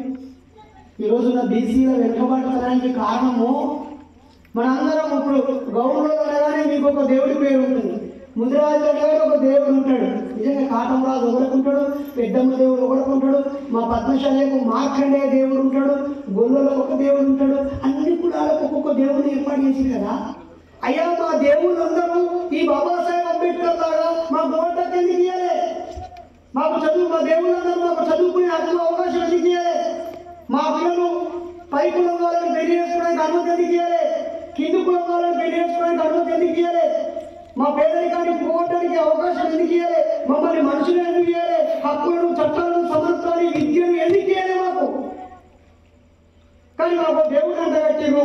మా భక్తులంతా దేవుడికి పూజ చేయడానికే టైము. మేమంతా తినడానికి, తాగడానికి, దేవుడిని శాంతించడానికి, మేకలు వేయడానికి, సంపాదించిన పైసలు అక్కడ పెట్టడానికి, పుట్టినరోజు చేయడానికి, పెళ్లి రోజు చేయడానికి, బారసాల చేయడానికి, అన్నం పుట్టడానికి, ముగ్గురు పుట్టడానికి, చీర కట్టేయడానికి, పెళ్లి చూపులకు, చచ్చిపోయాక దినాలు, వారాలు, తద్దినాలు, గృహప్రవేశానికి అన్నింటి మమ్మల్ని పైసలు ఖర్చు చేపించి మా బతుకంతా సిద్ధం చేస్తున్న దేవుళ్ళు మాట్లాడుతున్నాం. ఆ బతుకులో వెలుగు నింపిన బుద్ధుడు, పూలే, పెరియారు, సాహు మహారాజు, నారాయణగురు, భీమ్సా ముండా, పండిత అయోధ్యదాసు, పక్కన ఉన్న ఒక బసవేశ్వరుడు, వీళ్ళందరి చరిత్రలో మాకు ఎందుకు చెప్పలేము? మాకు వీరన్న దేవుడు కథ చెప్తారు, ఎల్లమ్మ దేవత కథ చెప్తారు, లేకపోతే ఇంకొక దేవత కథ చెప్తారు, మార్కండేయ పురాణం చదవమంటారు కదా అని. మరి మన బతుకులో, మన సమాజంలో గొప్పల పుస్తకాలు చదవని, వాళ్ళు మన కోసం చేసి చదవని ఎందుకు చెప్పండి? ఎందుకంటే మనమందరము భక్తితో ఉండాలి. ఆ భక్తి ఒక మతం, ఒక దేవుడి చేతిలో ఉండాలి. ఆ దేవుడు ఒక పూజారి చేతిలో ఉంటాడు. ఆ పూజారి ఎవరిని వాడి మెంబర్ చేయాలో వాడికి తెలుసు, ఎవరిని సర్పంచ్ చేయాలో వాడికి తెలుసు, ఈ గొర్రెలందరినీ ఎవరి చేతిలో పెట్టి అమ్ముకోవాలో వాడికి తెలుసు. ఆ పూజారి అంటే బ్రాహ్మణ పూజారి కావచ్చు, ముస్లిం మతం పెద్ద కావచ్చు, లేదా పాస్టర్ అయ్య కూడా కావచ్చు. వాటిల్లో మంచి వాళ్ళు లేకపోలేదు. బ్రాహ్మణ కులంలోనే పుట్టినటువంటి ఎంతో మంది బ్రాహ్మణ కులంలో పుట్టిన వాళ్ళు కూడా మార్పు తీసుకొచ్చారు. పాస్టర్లుగా పనిచేసిన వాళ్ళు కూడా మార్పు తీసుకొచ్చారు సమాజంలో. నిజంగా సామాన్య ప్రజలు మాలాంటి వాళ్ళ మాటలు వినే కంటే ఆ మత పెద్దల మాట ఎక్కువ వింటారు. కాబట్టి మత పెద్దల్ని రిక్వెస్ట్ చేస్తున్నా, డిమాండ్ చేయట్లేదు, అవమానించట్లేదు. అయ్యా, మా ప్రజల పేదరికం పోవడానికి మార్గం చెప్పండి, కష్టాలు పడేందుకు కారణాలు వివరించండి, అనవసరమైన ఖర్చుల నుంచి బయటపడేయండి. వాళ్ళలో ఉన్న దేవుడి భక్తిని కొంచెం అట్లే ఉంచి మూఢ భక్తిని వదిలించండి. అర్థం లేని ఖర్చులను పక్కన పడేయండి. మీ వల్ల సమాజానికి లాభం రా. ఆ దిశగా ఈ సమాజం ఆలోచించాలని ఈ సందర్భంగా కోరుతూ, నేను గతంలో ఈ చుట్టుపక్కల చాలా గ్రామాలకి వచ్చాను. కానీ అప్పుడు ఇంత ప్రశాంతంగా, ఇంత చక్కగా మాట్లాడుకునే అవకాశం రాలేదు. ఈ నిజానికి ఇక్కడ ఒక ప్రయోగం కూర్చోబెట్టి ఒక పిన్నిస్ ఉందా కాంటాంటారా? ఇక్కడ ఏమంటారు? పిన్నిసేనా? ఒక్కో ప్రాంతంలో ఒక పేరు ఉంటుంది. మొన్న ఒకసారి నేను కడపకి వెళ్ళాను మా తమ్ముడు అత్తగారింటికి. పోతే దివాళి ఎక్కడ పెట్టు అన్నాడు. బిగాలు ఎక్కడ పెట్టినాడు నాకేం అర్థం కాదు. మీకు తెలుసా బిగాలంటే? ఓ చాలాసేపు ఉండి ఉండి ఉండి అన్న అదేంటి అర్థం కాదు అని చెప్పి తాళం చెప్పి. అలాగే నేను ఒకసారి వాట్సాప్లో పెట్టిన శ్రీకాకుళం పోయినప్పుడు పోతే నేను సుతిల్ తాళాలు అని అన్నా.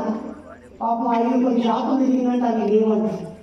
నేను పోయిన తర్వాత దీనికి కట్టే వాళ్ళకి పుడుకో దిగి అంటే ఉన్నది సుతిల్ తాళాలు పుడుకొస్తాను అని చెప్పి. అంటే చిన్న చిన్న భాషలు వేరుంటాయి. మీకోసం ఒక చిన్న ప్రయోగం చేద్దాం. ఇదిగో ఒక 5 సంవత్సరాలు సంపాదించిన మన డబ్బులు ఈ బాటిల్ నిండా ఉన్నాయి అనుకుంటే, ఒక 5 సంవత్సరాలు సంపాదించిన డబ్బులు ఈ బాటిల్లో ఉన్నాయనుకుంటే, ఫస్ట్ నువ్వు పుట్టగానే ఒక దోషంతో పుట్టావు, దోషం శాంతి చేయాలని చెప్పేసి ఒక కుక్క ఓడిచేస్తాడు. ఎక్కడ దోషం ఆయన పుట్టించడే దేవుడే, ఏ టైంలో పుట్టాలో రాసిపెట్టింది దేవుడే రాయే. మళ్ళా నువ్వు దోషంతో పుట్టావు శాంతి పెట్టాలంటే ఇదేం లెక్క దొంగలేక? దేవుడు దయచే పుట్టిన అనుకుంటారు అందరూ. పలానా ముహూర్తంలో పుట్టించి కూడా దేవుడే అన్నప్పుడు మళ్ళీ ఈ శాంతి పెట్టించే దొంగ కథ ఎక్కడిది? అంటే ఇదంతా దొంగ కథ కావాలి, లేదా దేవుడు అనేది దొంగ కథ కావాలి? అదే దరిద్రానికి పుట్టిండు అయిపోయింది. ఇక మీది పనులు వస్తే ఒక లోపం అట, దానికి ఒక ఫంక్షన్, వాడికి అన్నం ముట్టడానికి ఇంకో ఫంక్షన్, తర్వాత ముక్కు ముట్టడానికి ఒక ఫంక్షన్, అక్షరాభ్యాసానికి ఒక ఫంక్షన్, సారీ కట్టడానికి ఒక ఫంక్షన్, పుట్టినరోజుకు ఒక ఫంక్షన్, ఇళ్ళకి వస్తే ఒక ఫంక్షన్, అమావాస్యకు ఒక ఫంక్షన్, పావురానికి ఒక ఫంక్షన్, దసరా కోటి, దీపావళి కోటి, రంజాన్ కోటి, ఉగాది కోటి, ఎన్ని పెడతారో మాకేదో ఇవన్నీ అయిపోయి వాడు ఇంకా ఏమైనా పైసలు సంపాదిస్తే ఇల్లు కడితే అసలు ఇల్లు లేనప్పుడు గుడిసెలో ఉంటేనేమో ఏ లోపం లేదు, ఏ దోషం లేదు. వాడు బై మిస్టేక్గా ఇల్లు కట్టుకుంటే మాత్రం ఇటువైపు రోడ్డు పెరిగిపోయింది, అటు వీధి కొట్టు ఉన్నది, ఇటు అగ్నేయం పెరిగింది, ఇటు ఈశాన్యం పెరిగింది అని చెప్పేసి వాడు మళ్ళా ఇంకో పొక్క పడుతాడు. ఇవన్నీ కాదని ఏడాది చచ్చిపోతే దినాలంటాడు, వాడాలంటాడు.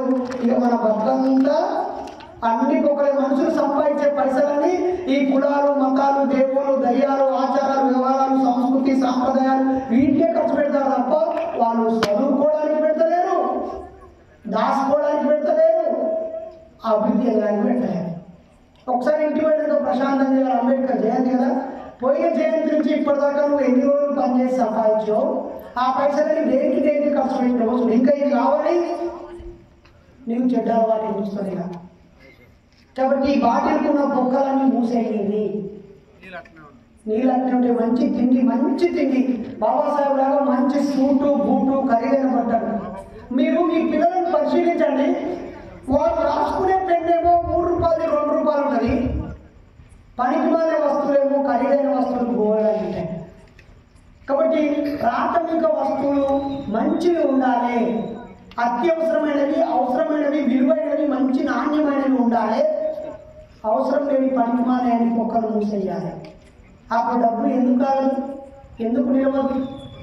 దయచేసి ఆ దిశగా మీరందరూ ఆలోచిస్తారని, చదువుల తల్లి సావిత్రిబాయి చదువుతారని, మనందరికీ హక్కులు ఇచ్చినటువంటి జ్యోతిరావు పూలే గురించి చదువుతారని, ఈ అజ్ఞానాన్ని, అంధకారాన్ని పోగొట్టి నిజమైన రాజకీయాన్ని చూపించిన పెరియారు చదువుతారని, అలాగే ప్రత్యామ్నాయ రాజకీయాల నుంచి నిన్న పీడిత కులాలు మనం జనం ఎక్కువ మంది ఉన్నాం, తక్కువ మంది ఉన్నారు, మనల్ని మోసం చేస్తున్నారు అని చెప్పి మేము ప్రజలను మీకు ఓటు హమారా సీట్ తుమారా నహీ చలేగా అన్న కాంశీరామ్ గారి బాటలో నడవాలని, విజ్ఞానవంతులుగా జీవించాలని, ప్రతి అంబేద్కర్ జయంతి మనలో ఒక స్ఫూర్తిని నింపి భార్యాపిల్లలతో ఇక్కడ ఒక ఉత్సవం జరుపుకునేలాగా ఉండాలని. ఏదో భోజనం అయిపోయి తిన్నాం చక్కగా ఇంట్లో పోయి టీవీ ఇప్పుడు ఐపీఎల్ మ్యాచ్ వస్తుంది, లేకపోతే ఏదో సినిమా వస్తుంది ఆదివారము ఆడేదో డబ్బులు పెట్టిరు మనం మంచిగా తిన్నామంటే ఇక్కడ నీకు తిండి లెక్క పెట్టలేదు, ఇదో పైసలు ఎక్కువ పెట్టలేదు. ఈరోజు మన భక్తులు బాగుపడడానికి జీవితం అంతా దారిపోసిన ఒక గొప్ప మనిషి పుట్టినరోజు కాబట్టి ఆ స్ఫూర్తిని నింపడం కోసం, మనలో చైతన్యం కలగడం కోసం ఇది ఒక సందర్భం మాత్రమే.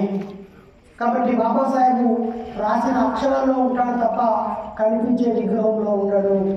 మన భక్తుల్లో మార్పుపై ఆయన బాటను ఎంచుకోవాలని కోరుతూ, నా మాటలు మిమ్మల్ని ఏదైనా బాధ పెట్టి ఉంటే మన్నించాలని కోరుతూ, గతంలో నేను చేసిన కొన్ని మాటల వల్ల మతవాదులు, భక్తులు బాధపడ్డారని తెలిసింది. వాళ్ళు కూడా నన్ను మన్నించాలని, నాకు ఎవరితోనో గొడవ పెట్టుకొని ఎవరినో బాధ పెట్టి చైతన్యం పంచాలనో, లేకపోతే సంచలనాలు చేసి పేరు కీర్తి పొందాలనో వెంట్రుకంతా కూడా లేదని ఈ సందర్భంగా మీకు తెలియజేస్తూ, మరో సందర్భంలో మరో అంశం మీద మీ అందరితో మాట్లాడడానికి రావడానికి ఒక అవకాశం రావాలని ఎదురు చూస్తూ నన్ను పిలిచిన వారికి, ఇంతసేపు నా మాటలు విన్న వాళ్ళకి, నన్ను తీసుకొచ్చిన నా తోడుగా వచ్చిన మిత్రులకు అందరికీ పేరు నా కృతజ్ఞతలు తెలియజేస్తూ ముగిస్తున్నాను.